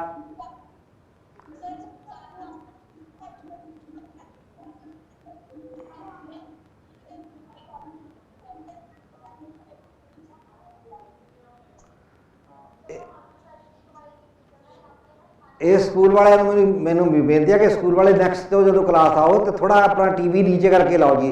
ਜ਼ਿਆਦਾ ਉੱਚਾ ਲੱਗਾ ਹੋਇਆ ਟੀਵੀ ਤੁਹਾਡਾ, ਥੋੜਾ ਥੱਲੇ ਕਰਕੇ ਲਾਓਗੇ ਤਾਂ ਬੱਚਿਆਂ ਦੀ ਆਵਾਜ਼ ਸਾਡੇ ਤੱਕ ਠੀਕ ਆਏਗੀ। ਅਗਲਾ ਸਕੂਲ ਕਿਹੜਾ ਹੈ? ਹੋਰ ਸਕੂਲ ਕਿਹੜਾ ਦੱਸੇਗਾ? ਕਿਹੜਾ ਬੱਚਾ?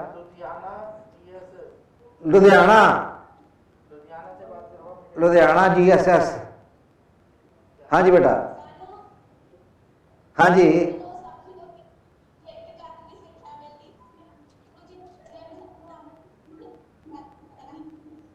ठीक है बच्चे, थैंक यू थैंक यू। होर केड़ा बच्चा? होर केड़ा स्कूल है? बरनाला GSS। बोल बेटा।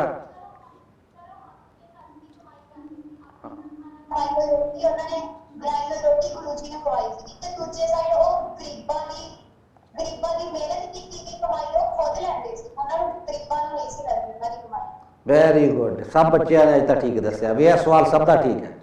सारिਆਂ ने बहुत वधिया जवाब दिता कि गुरु साहब ये दसना चाहते सी कि जिहड़ी हक हलाल की कमाई है, जिहड़ी हथी किरत करके करन दी खा के खाना जिहड़ा वो अमृत वर्गा हुंदा है, ते जिहड़ा लोकां नूं लुट के खाना, रिश्वतखोरी, भ्रष्टाचार जां लोकां नाल धोखा करके जिहड़ी कमाई करनी आ वो जहर के बराबर है, वो खून वर्गी होंदी है।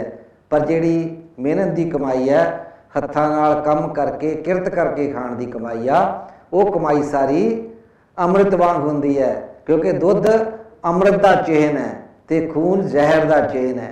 इस करके अमृत वाल आपां जाना, आपां जहर वाल नहीं जाना। तो ठीक है बच्चों, तो चलो आप अगली विसाखी की गल करते हैं। हुण गुरु साहब जाते जाते चले जाते आ एक जगह ते जिथे एक आश्रम बनया होया। उस आश्रम का जिहड़ा मालिक है, सज्जन है, उन्हें ना अपना सज्जन रखा होया। सज्जन का भी इत्थे अर्थ है, रमज भरिया अर्थ है, तनज भरिया अर्थ है।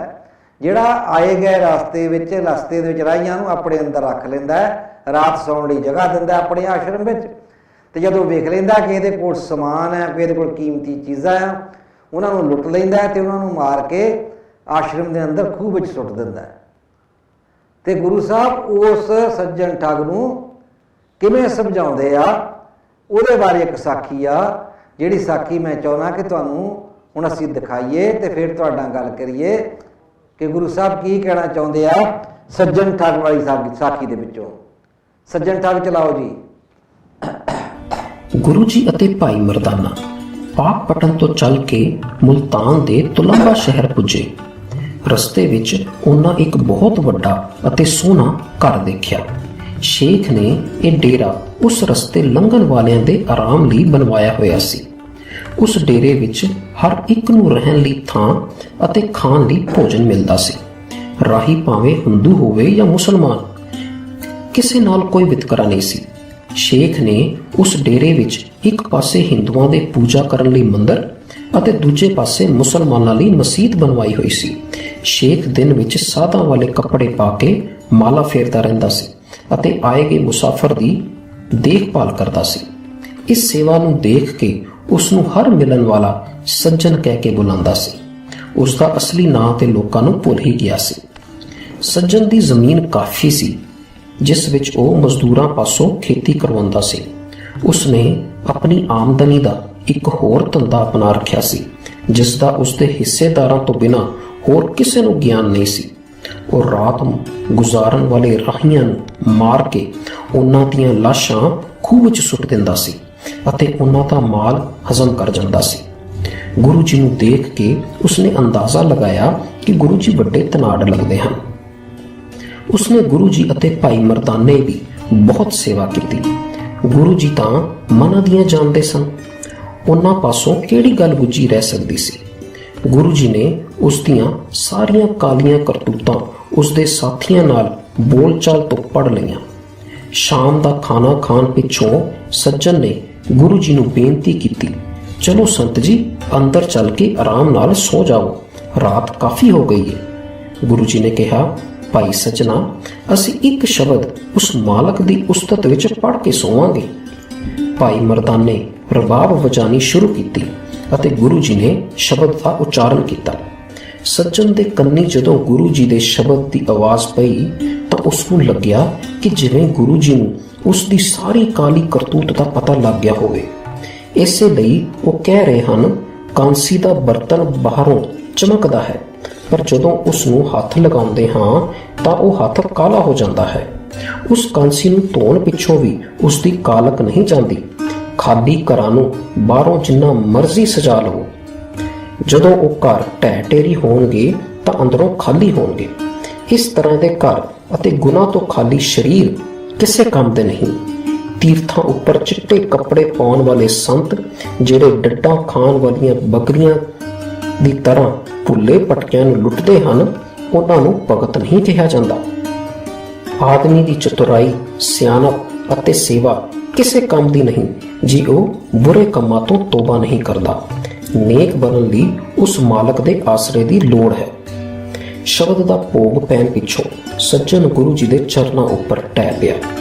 ਗੁਰੂ ਜੀ ਦੇ ਕਹਿਣ ਉੱਪਰ ਉਸਨੇ ਸਾਰਾ ਧਨ ਗਰੀਬਾਂ ਨੂੰ ਵੰਡ ਦਿੱਤਾ, ਹੱਕ ਦੀ ਕਮਾਈ ਕਰਨ ਲੱਗਾ ਅਤੇ ਸੱਚਾ ਸੱਜਣ ਬਣ ਗਿਆ।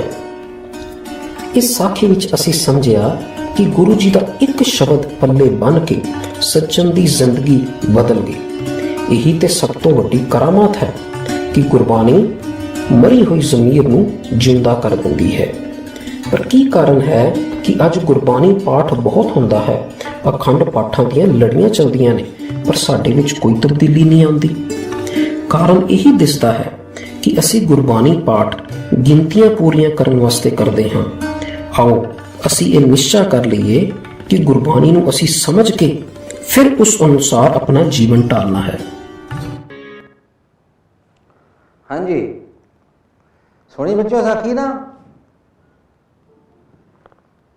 ਇਹ ਸਾਖੀ ਜਿਹੜੀ ਹੈਗੀ ਆ, ਇਹ ਗੁਰੂ ਸਾਹਿਬ ਦੀ ਬਹੁਤ ਮਹੱਤਵਪੂਰਨ ਘਟਨਾ ਹੈ ਗੁਰੂ ਸਾਹਿਬ ਦੇ ਜੀਵਨ ਦੀ, ਜਿਹਦੇ ਨਾਲ ਬਹੁਤ ਸਾਰੇ ਲੋਕਾਂ ਨੇ ਉਸ ਵੇਲੇ ਗੁਰੂ ਨਾਨਕ ਦੇਵ ਜੀ ਦੇ ਸ਼ਿਸ਼ ਬਣੇ। ਔਰ ਇਹ ਵਿੱਚੋਂ ਆਪਾਂ ਜਿਹੜਾ ਹੈਗਾ ਕਿ ਗੁਰੂ ਸਾਹਿਬ ਨੇ ਉਹਨੂੰ ਜਿਹੜੀ ਸਿੱਖਿਆ ਦਿੱਤੀ ਆ ਉੱਥੇ ਸੱਜਣ ਠੱਗ ਨੂੰ, ਉਹ ਜਿਹੜੀ ਸਿੱਖਿਆ ਗਈ ਉਹਨੂੰ ਆਪਣੇ ਸਿਰਫ ਮੈਂ ਬੱਚਿਆਂ ਤੋਂ ਸੁਣਨਾ ਚਾਹੁੰਦਾ ਕਿ ਬੱਚੇ ਗੁਰੂ ਸਾਹਿਬ ਇਹ 'ਚ ਸਾਨੂੰ ਕੀ ਸਿਖਾਉਣਾ ਚਾਹ ਰਹੇ ਸੀ, ਕੀ ਕਹਿਣਾ ਚਾਹ ਰਹੇ ਸੀ ਦੁਨੀਆ ਨੂੰ ਉਸ ਵੇਲੇ, ਕਿਉਂਕਿ ਇਹਨਾਂ ਸਾਖੀਆਂ ਦੇ ਨਾਲ ਹੀ ਗੁਰੂ ਸਾਹਿਬ ਪੂਰੀ ਲੋਕਾਈ ਨੂੰ, ਸਿਰਫ ਸਾਨੂੰ ਨੇ, ਪੂਰੀ ਦੁਨੀਆ ਨੂੰ ਕੋਈ ਨਵਾਂ ਰਾਹ ਦਿਖਾ ਰਹੇ ਸੀ, ਨਵੀਂ ਰੋਸ਼ਨੀ ਦਿਖਾ ਰਹੇ ਸੀ, ਕਿਉਂਕਿ ਉਸਦੇ ਚਾਰੋਂ ਤਰਫ ਹਨੇਰਾ ਸੀ। ਉਸ ਹਨੇਰੇ ਵਿੱਚੋਂ ਰੋਸ਼ਨੀ ਦੀ ਕਿਰਨਾਂ ਉਹ ਛੱਡ ਰਹੇ ਆ। ਇਹਦੇ ਵਿੱਚੋਂ ਸਾਨੂੰ ਰੋਸ਼ਨੀ ਦੀ ਕਿਹੜੀ ਕਿਰਨ ਮਿਲ ਰਹੀ ਹੈ? ਬੱਚਾ ਹੈ ਜੀ, हाँ जी बच्चा बेटा, बसी पठाना। बसी पठाना तो बेटा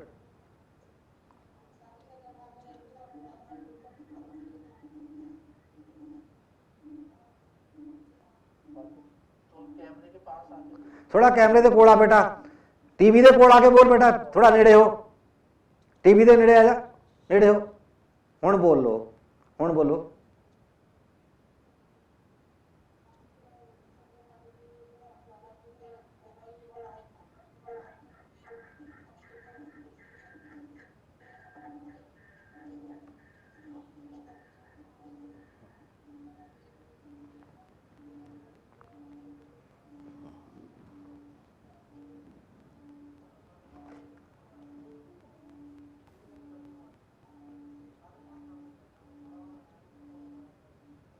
ठीक है बेटा, thank you thank you thank you thank you.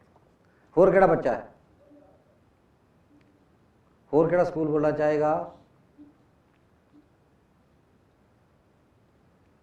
किस स्कूल का बच्चा बोलेगा? हाँ जी, मानसे तो, मानसा स्कूल की बेटा बोलेगा, बच्ची बोलेगी कि बेटी? हाँ बेटा आओ, आगे आके बोलो, खड़े होके बोलो, खड़े होके। संधू पट्टी का बच्चा, कोई संधू पट्टी का बच्चा बोलना चाहता? हाँ बोल बेटा। हाँ जी दोबारा बोल बेटा, दोबारा बोल।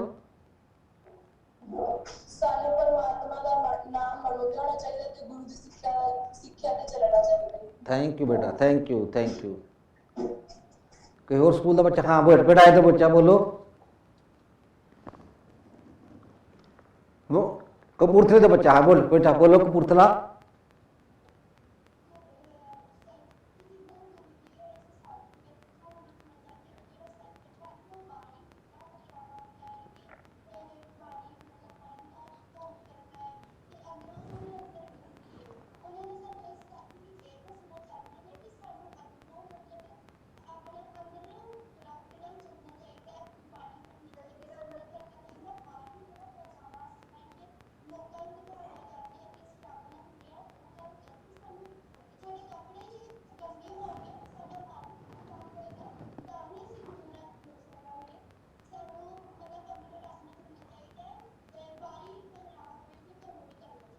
थैंक यू बेटा, थैंक यू, वेरी गुड। कोई और बच्चा है? एक गुरु, हाँ बेटा बोलो जी, बोलो बोलो बेटा।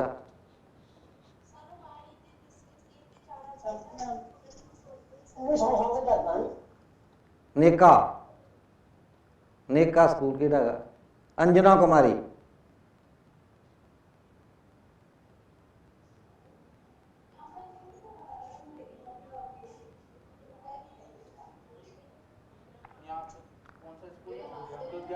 कर्मसर लुधियाना, कर्मसर स्कूल तो बच्चा है बेटा, बोलो जी कर्मसर स्कूल। बेटा उच्चे ऊपर मुंह करके बोल, ऊपर मुंह करके बोल कर्मसर।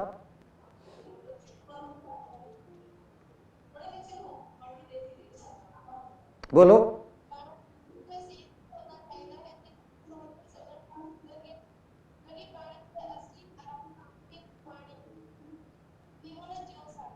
Thank you. लाडवाली रोड तो बच्चा बोलना चाहता सी, लाडवाली रोड जलंधर तो, लाडवाली रोड जलंधर का बच्चा सामने आया सी एक। हाँ बच्चे बोलो।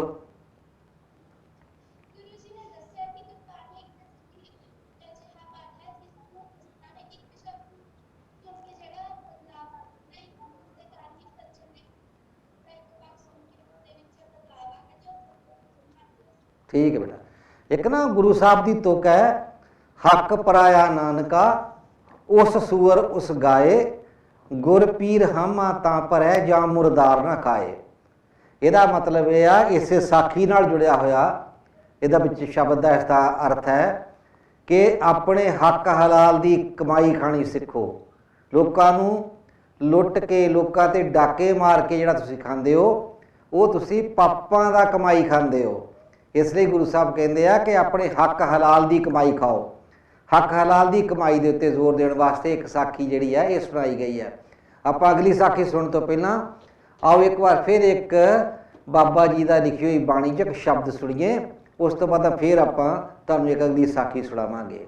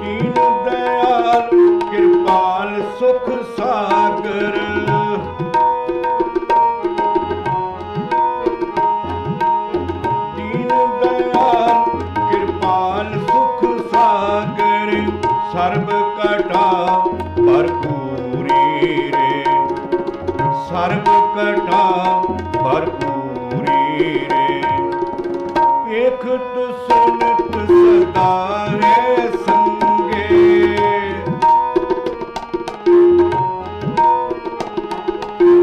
ਵੇਖਤ ਸੁਨਤ ਸਦਾ ਹੈ ਸੰਗੇ, ਮੈਂ ਮੂਰਖ ਜਾਣਿਆ ਦੂਰੀ ਰੇ, ਮੈਂ ਮੂਰਖ ਜਾਣਿਆ ਦੂਰੀ ਰੇ, ਮੈਂ ਮੂਰਖ ਕੀ ਕੇਤ ਬਾਤ ਹੈ, ਮੈਂ ਮੂਰਖ ਕੀ ਕੇਤ ਬਾਤ ਹੈ, ਕੋਟ ਪਰਾਤੀ ਤਰਿਆ ਰੇ, ਕੋਟ ਪਰਾਤੀ ਤਰਿਆ ਰੇ,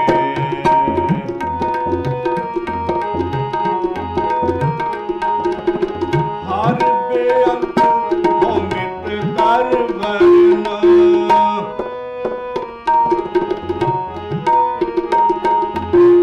ਹਰ ਬੇਅੰਤ ਹੋਮਿਤ ਕਰ ਵਰਨਾ, ਕਿਆ ਜਾਣਾ ਹੋਏ ਕੈਸੋ ਰੇ, ਕਿਆ ਜਾਣਾ ਹੋਏ ਕੈਸੋ ਰੇ, ਕਰੋ ਬੇਨਤੀ ਸਤਿਗੁਰ ਆਪਣੇ,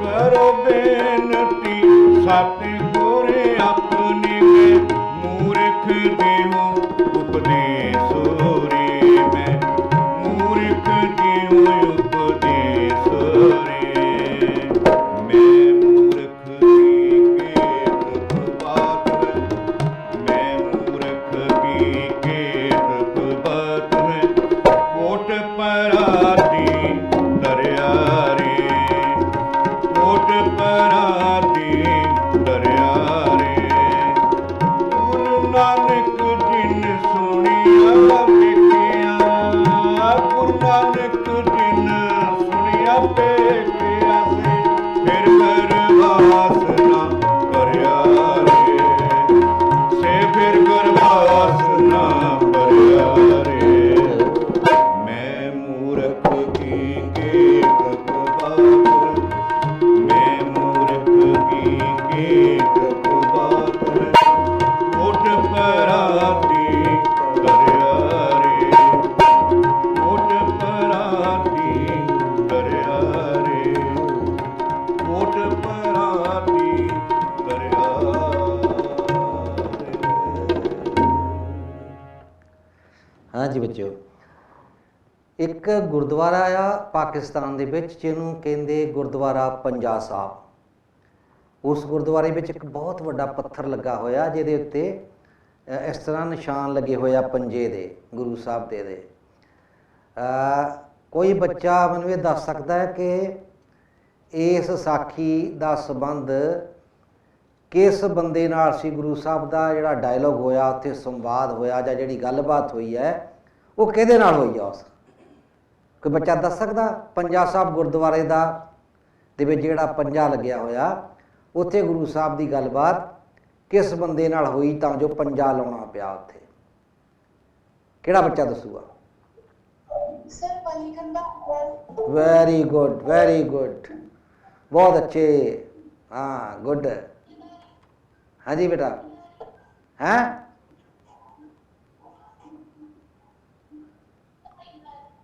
वली कंधारी, ठीक है, वली कंधारी, वेरी गुड।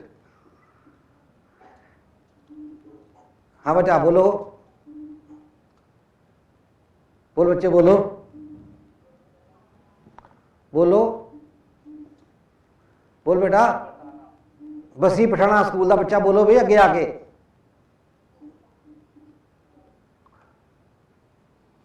बसी पठाना का बच्चा, बसी पठाना का बच्चा क्यों अगे आके बोल नहीं रहा? सर जी सत श्री अकाल। सत श्री अकाल बेटा। बेटा सर जी जी के बारे में कुछ दसना प्लीज। हैं? गुरु नानक देव जी के बारे में ऐसे कुछ दसना चाहते। दसो बेटा दसो। गुरु नानक देव जी सिखा दे पहले गुरु सन। उन्हां दा जन्म 15 अप्रैल 1999 ईस्वी ਨੂੰ ਹੋਇਆ ये गलत है बेटा, ये बेटा गलत है, ये बेटा गलत है। 15 अप्रैल 1999 ਨੂੰ ਗੁਰੂ ਸਾਹਿਬ ਦਾ ਜਨਮ ਨਹੀਂ ਹੋਇਆ, ਇਹ ਗਲਤ ਹੈ ਬੱਚੇ। ਬਾਕੀ ਬੱਚੇ ਵੀ ਸੁਣ ਰਿਹਾ, ਗਲਤ ਨਹੀਂ। ਗੁਰੂ ਸਾਹਿਬ ਦਾ ਜਨਮ ਮੈਂ ਸ਼ੁਰੂ 'ਚ ਦੱਸਿਆ ਕਿ 1469 ਵਿੱਚ ਹੋਇਆ, 1469, नॉट 1999, नॉट 1989। ठीक है बेटा, गलत इंफॉर्मेशन नहीं देनी, मिसलीड होंगे बाकी बच्चे भी। हाँ, स्कूल का बच्चा कपूरथले तो कोई बच्चा बोलिया सी, बोलो बेटा। कपूरथले स्कूल की बेटी कोई बोलना चाहती सी, बोल बच्चे। हाँ जी,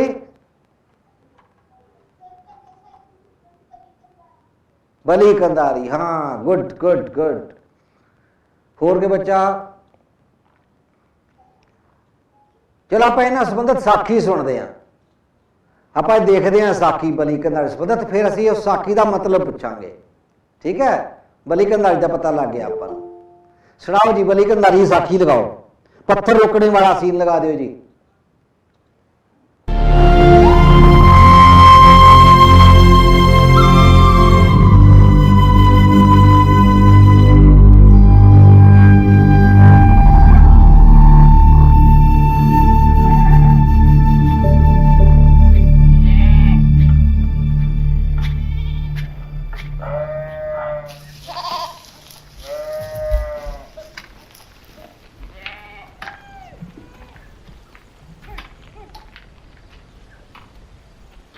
हम आपसे कुछ दरख्वास्त कर सकता है? जी जरूर। गुरुजी, हमारा कस्बा में पानी का बहुत बड़ा किल्लत है। हमारा घोड़ों, हमारा बकरियों तक को पानी नहीं मिलता है। जी देखा हमने, पानी नीचे नहीं आ रहा है, ऊपर ही कहीं गायब हो रहा है। ऊपर खंडर में वली कंधारी ने झरने के पानी पर कब्जा कर रखा है। सारा का सारा पानी ऊपर ही रोक लेता है वो। मर्दाना जी, आप इन सब लोगों को लेके ऊपर जाइए और उनसे विनती करिए कि पानी छोड़ दें।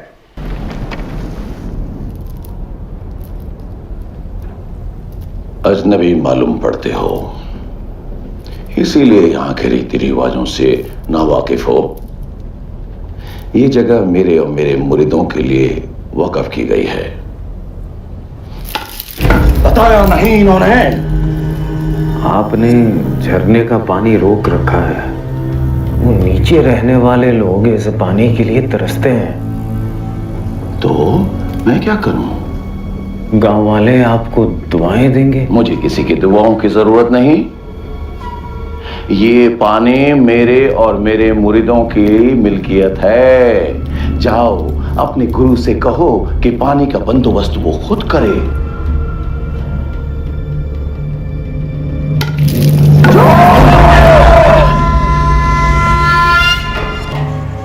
गुरुजी, वो ऐसा ही गवंडी है। कभी खुदा का बरकत था वहां पे, लेकिन जब से वो खबीस तांत्रिक बना है, पूरा बर्बादी छा गया है। मर्दाना जी,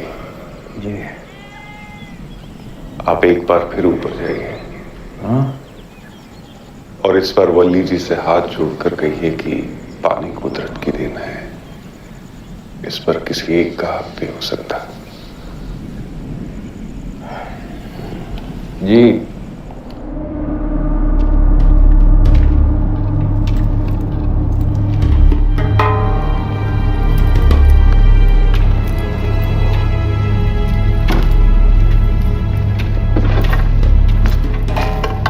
दरबार में दोबारा नजर आए तो वापस नहीं जा पाओगे। यहाँ हमारी हुकूमत चलती है, नहीं जा पाओगे।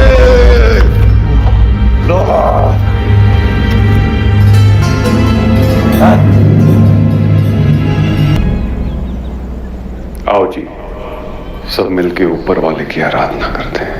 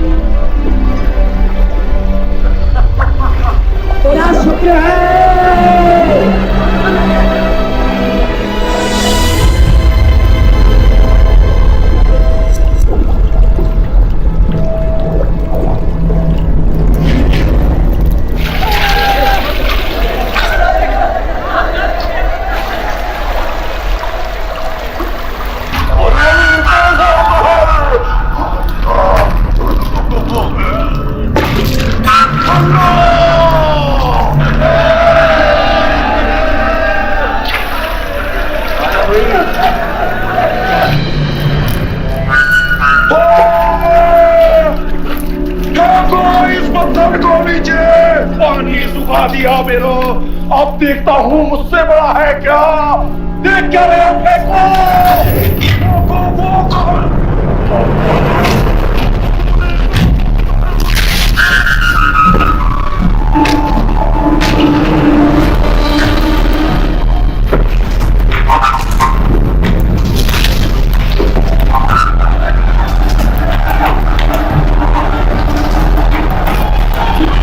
ज्यादा किस मारी है, ऊपर से मत लाना।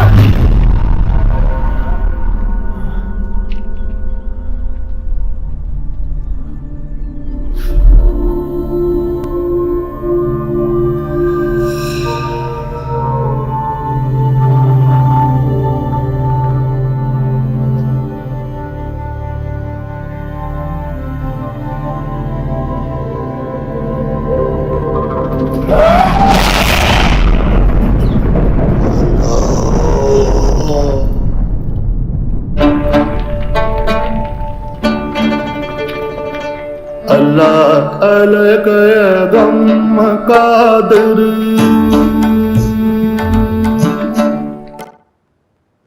हाँ जी। सो बच्चों ये जो सीगा ना ਇਹਦੇ ਬਾਰੇ ਮੈਂ ਹੀ ਦੱਸ ਦਿੰਦਾ ਕਿ ਤੁਸੀਂ ਕੋਈ ਦੱਸਣਾ ਚਾਹੋਗੇ ਕਿ ਕੀ ਸਿੱਖਿਆ ਮਿਲਦੀ ਹੈ ਤੋਂ? ਕੋਈ ਬੱਚਾ ਦੱਸਣਾ ਚਾਹੇਗਾ ਕਿ ਮੈਂ ਹੀ ਦੱਸਾਂ? ਚਲੋ ਮੈਂ ਹੀ ਦੱਸਦਾ ਹੁਣ, ਬਹੁਤ ਪੁੱਛ ਲਿਆ ਤੁਹਾਡੇ ਤੋਂ। ਅਸਲ ਵਿੱਚ ਇਸ ਜੋ ਸਾਖੀ ਦੇ ਵਿੱਚੋਂ ਸਾਨੂੰ ਇਹ ਸਿੱਖਿਆ ਮਿਲਦੀ ਆ ਕਿ ਦੁਨੀਆ ਦੇ ਜਿੰਨੇ ਵੀ ਰਿਸੋਰਸਿਸ ਹੈ, ਜਿੰਨੇ ਸਰੋਤ ਹੈ, ਜੋ ਕੁਛ ਵੀ ਦੁਨੀਆ 'ਤੇ ਅਵੇਲੇਬਲ ਹੈ, ਇਹ ਸਭ ਦਾ ਸਾਂਝਾ ਹੈ ਅਤੇ ਸਾਰਿਆਂ ਦਾ ਹੱਕ ਹੈ। ਕਿਸੇ ਨੂੰ ਵੀ ਕਿਸੇ ਵੀ ਕੁਦਰਤ ਦੀ ਪ੍ਰਕਿਰਤੀ ਵੱਲੋਂ ਜੋ ਰਿਸੋਰਸਿਸ ਸਾਨੂੰ ਦਿੱਤੇ ਗਿਆ ਹੈ, ਜੰਗਲ ਹੈ, ਪਾਣੀ ਆ, ਸੂਰਜ ਹੈ, ਰੋਸ਼ਨੀ ਹੈ, ਹਵਾ ਹੈ, ਆਕਸੀਜਨ ਹੈ, ਇਹ 'ਤੇ ਸਾਡਾ ਸਾਰਿਆਂ ਦਾ ਬਰਾਬਰ ਹੱਕ ਹੈ। ਔਰ ਗੁਰੂ ਸਾਹਿਬ ਉਸ ਹੱਕ ਦੀ ਬਹਾਲੀ ਲਈ ਲਗਾਤਾਰ ਸੰਘਰਸ਼ ਕਰਦੇ ਆ, ਲਗਾਤਾਰ ਸਾਨੂੰ ਸਿੱਖਿਆ ਦਿੰਦੇ ਆ। ਸੋ ਇਸ ਤਰ੍ਹਾਂ ਇਹ ਪਾਣੀ ਜਿਹੜਾ ਸੀਗਾ ਕਿ ਜਿਹੜਾ ਪਾਣੀ ਬਲੀ ਕੰਧਾਰੀ ਬੰਨ੍ਹ ਕੇ ਬੈਠਾ ਹੋਇਆ ਸੀ, ਉਹ ਪਾਣੀ ਉਹਨਾਂ ਨੇ ਸਾਰਿਆਂ ਵਾਸਤੇ ਅਵੇਲੇਬਲ ਕਰ ਦਿੱਤਾ, ਸਾਰਿਆਂ ਲਈ ਉਪਲਬਧ ਕਰਾ ਦਿੱਤਾ। ਸੋ ਇਸ ਤਰ੍ਹਾਂ ਗੁਰੂ ਸਾਹਿਬ ਆਪਣੀਆਂ ਇਹਨਾਂ ਸਾਖੀਆਂ ਦੇ ਰਾਹੀਂ ਕਿੰਨੀਆਂ ਵੱਡੀਆਂ ਵੱਡੀਆਂ ਛੋਟੀਆਂ ਛੋਟੀਆਂ ਗੱਲਾਂ ਦੇ ਨਾਲ, ਛੋਟੀਆਂ ਛੋਟੀਆਂ ਕਥਾਵਾਂ ਨਾਲ, ਕਹਾਣੀਆਂ ਨਾਲ ਕਿਵੇਂ ਸਾਨੂੰ ਕਿੰਨੀਆਂ ਵੱਡੀਆਂ ਵੱਡੀਆਂ ਸਿੱਖਿਆਵਾਂ ਦੇ ਕੇ ਗਏ ਆ। ਸੋ ਗੁਰੂ ਸਾਹਿਬ ਜਦੋਂ ਉਦਾਸੀਆਂ ਦੇ ਸੀਗੇ, ਜਦੋਂ ਮੈਂ ਕਿਹਾ ਕਿ 27,000 ਕਿਲੋਮੀਟਰ ਚੱਲੇ ਆ, ਔਰ ਆਖਰੀ ਆਪਣੇ 14 ਸਾਲ ਉਹ ਕਰਤਾਰਪੁਰ ਸਾਹਿਬ ਆ ਕੇ ਰਹੇ, ਜਿਹਦਾ ਹੁਣੇ ਹੁਣੇ ਪਿਛਲੇ ਸਾਲ ਲਾਂਘਾ ਖੁੱਲ੍ਹਿਆ ਸੀ। ਸਾਰੇ ਬੱਚਿਆਂ ਨੇ ਸੁਣਿਆ ਹੋਏਗਾ ਕਿ ਪਾਕਿਸਤਾਨ ਵਾਲੇ ਪਾਸੇ ਇੱਕ ਕਰਤਾਰਪੁਰ ਸਾਹਿਬ ਲਾਂਘਾ ਖੁੱਲ੍ਹਿਆ, ਜਿੱਥੇ ਕਿ ਹੁਣ ਅਸੀਂ ਸਾਰੇ ਉਸ ਗੁਰਦੁਆਰਾ ਸਾਹਿਬ ਦੇ ਦਰਸ਼ਨ ਕਰਨ ਜਾ ਸਕਦੇ ਹਾਂ।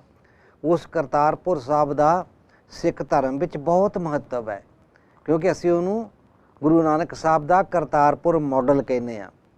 ਗੁਰੂ ਸਾਹਿਬ ਜਿੰਨੀ ਦੇਰ ਬਾਹਰ ਘੁੰਮਦੇ ਰਹੇ, ਜਿਹੜੀਆਂ ਸਿੱਖਿਆਵਾਂ ਦਿੰਦੇ ਰਹੇ, ਜਿਹੜੇ ਉਪਦੇਸ਼ ਦਿੰਦੇ ਰਹੇ, ਜਿਹੜੀਆਂ ਉਹਨਾਂ ਨੇ ਦੱਸਿਆ ਸਭ ਕੁਛ, ਉਹਨੂੰ ਸਾਰੇ ਨੂੰ ਉਹਨੇ ਆਪ ਕਰਕੇ ਦਿਖਾਇਆ। ਜੇ ਉਹਨਾਂ ਨੇ ਕਿਹਾ ਕਿ ਕਿਰਤ ਕਰੋ ਅਤੇ ਉਹਨਾਂ ਨੇ ਉੱਥੇ ਆ ਕੇ ਹਲ ਵਾਇਆ ਖੁਦ, ਖੇਤੀ ਕੀਤੀ ਖੁਦ। ਜੇ ਉਹਨਾਂ ਨੇ ਕਿਹਾ ਵੰਡ ਛਕੋ ਅਤੇ ਉੱਥੇ ਆ ਕੇ ਉਹਨਾਂ ਨੇ ਲੰਗਰ ਚਲਾਏ। ਜੇ ਉਹਨਾਂ ਨੇ ਕਿਹਾ ਨਾਮ ਜਪੋ ਅਤੇ ਉਹਨਾਂ ਨੇ ਉੱਥੇ ਆ ਕੇ ਕੀਰਤਨ ਦੀ ਪਰੰਪਰਾ ਬੜੀ ਵੱਡੀ ਸ਼ੁਰੂ ਕੀਤੀ ਗਿਆ, ਕਿ ਕੀਰਤਨ ਤਾਂ ਪਹਿਲੇ ਹੀ ਮਰਦਾਨੇ ਨਾਲ ਉਹ ਸਾਰੀ ਉਮਰ ਕਰਦੇ ਰਹੇ, ਪਰ ਉੱਥੇ ਆ ਕੇ ਕੀਰਤਨ ਨੂੰ ਸੰਸਥਾਇਕ ਰੂਪ ਦਿੱਤਾ ਉਹਨਾਂ ਨੇ। ਸੋ ਕਰਤਾਰਪੁਰ ਇੱਕ ਮਾਡਲ ਹੈ ਸਾਡੇ ਕੋਲ, ਸਿੱਖ ਧਰਮ ਦਾ ਇੱਕ ਬਹੁਤ ਵੱਡਾ ਮਾਡਲ ਹੈ, ਜਿਹਦੇ ਵਿੱਚ ਸਿੱਧਾ ਸਾਦਾ ਜੀਵਨ, ਕਿਰਤ ਕਰਕੇ ਖਾਣਾ, ਵੰਡ ਛਕਣਾ ਅਤੇ ਨਾਮ ਜਪਣ ਦਾ ਉਪਦੇਸ਼ ਹੈ। ਸੋ ਇਹਦੇ ਨਾਲ ਜਿਹੜਾ ਹੈਗਾ ਆਪਾਂ ਗੁਰੂ ਸਾਹਿਬ ਦੇ ਜੀਵਨ ਸੰਬੰਧੀ ਬਹੁਤ ਸਾਰੀਆਂ ਘਟਨਾਵਾਂ ਆ, ਜਿਹੜੀਆਂ ਆਪਾਂ 3-4 ਦਿਨ ਲਗਾਤਾਰ ਇੱਦਾਂ ਸੁਣਾਉਂਦੇ ਰਹੀਏ ਤਾਂ ਵੀ ਨਹੀਂ ਖਤਮ ਹੋਣਗੀਆਂ। ਸੋ ਮੈਂ ਸਾਰੇ ਟੀਚਰ ਸਾਹਿਬਾਨ ਨੂੰ ਇਹ ਕਹੂੰਗਾ ਕਿ ਤੁਹਾਨੂੰ ਸਾਰਿਆਂ ਨੂੰ ਗੁਰੂ ਨਾਨਕ ਸਾਹਿਬ ਦੀਆਂ ਸਿੱਖਿਆਵਾਂ ਉੱਤੇ, ਜਿਹੜੀਆਂ ਛੋਟੀਆਂ ਛੋਟੀਆਂ ਕਥਾਵਾਂ ਦੇ ਵਿੱਚ ਆਪਾਂ ਵੱਡੀਆਂ ਵੱਡੀਆਂ ਸਿੱਖਿਆਵਾਂ ਲੱਭੀਆਂ, ਇਹਨਾਂ ਦੇ ਬਾਰੇ ਤੁਹਾਨੂੰ ਲੇਖ ਲਿਖਣ ਨੂੰ ਕਹਿਣ, ਔਰ ਤੁਸੀਂ ਲੇਖ ਲਿਖ ਕੇ ਲਿਆਓ ਔਰ ਆਪਣੀ ਟੀਚਰ ਸਾਹਿਬਾਨ ਨੂੰ ਦਿਖਾਓ। ਅਤੇ ਆਓ ਆਪਾਂ ਲਾਸਟ ਵਿੱਚ ਕਰਤਾਰਪੁਰ ਸਾਹਿਬ ਦੇ ਦਰਸ਼ਨ ਕਰਦੇ ਹਾਂ ਅਤੇ ਉੱਥੇ ਦੇ ਸੰਬੰਧ ਨਾਲ ਇੱਕ ਛੋਟਾ ਜਿਹਾ ਆਪਾਂ ਕਲਿੱਪਿੰਗ ਦੇਖਦੇ ਹਾਂ। ਕਰਤਾਰਪੁਰ ਸਾਹਿਬ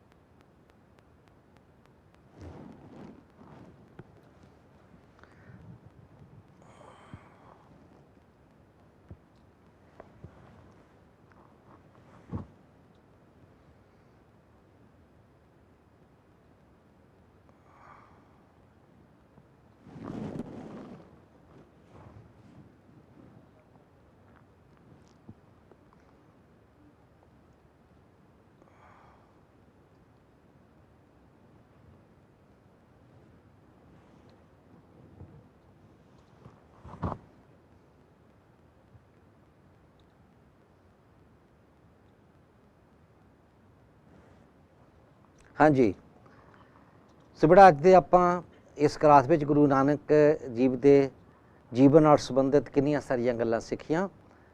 ਗੁਰੂ ਨਾਨਕ ਸਾਹਿਬ ਦਾ ਪ੍ਰਕਾਸ਼ ਪੁਰਬ ਜਿਹੜਾ ਹੈਗਾ ਉਹ 30 ਨਵੰਬਰ ਨੂੰ ਮਨਾਇਆ ਜਾਣਾ ਦੁਨੀਆ ਭਰ ਦੇ ਵਿੱਚ।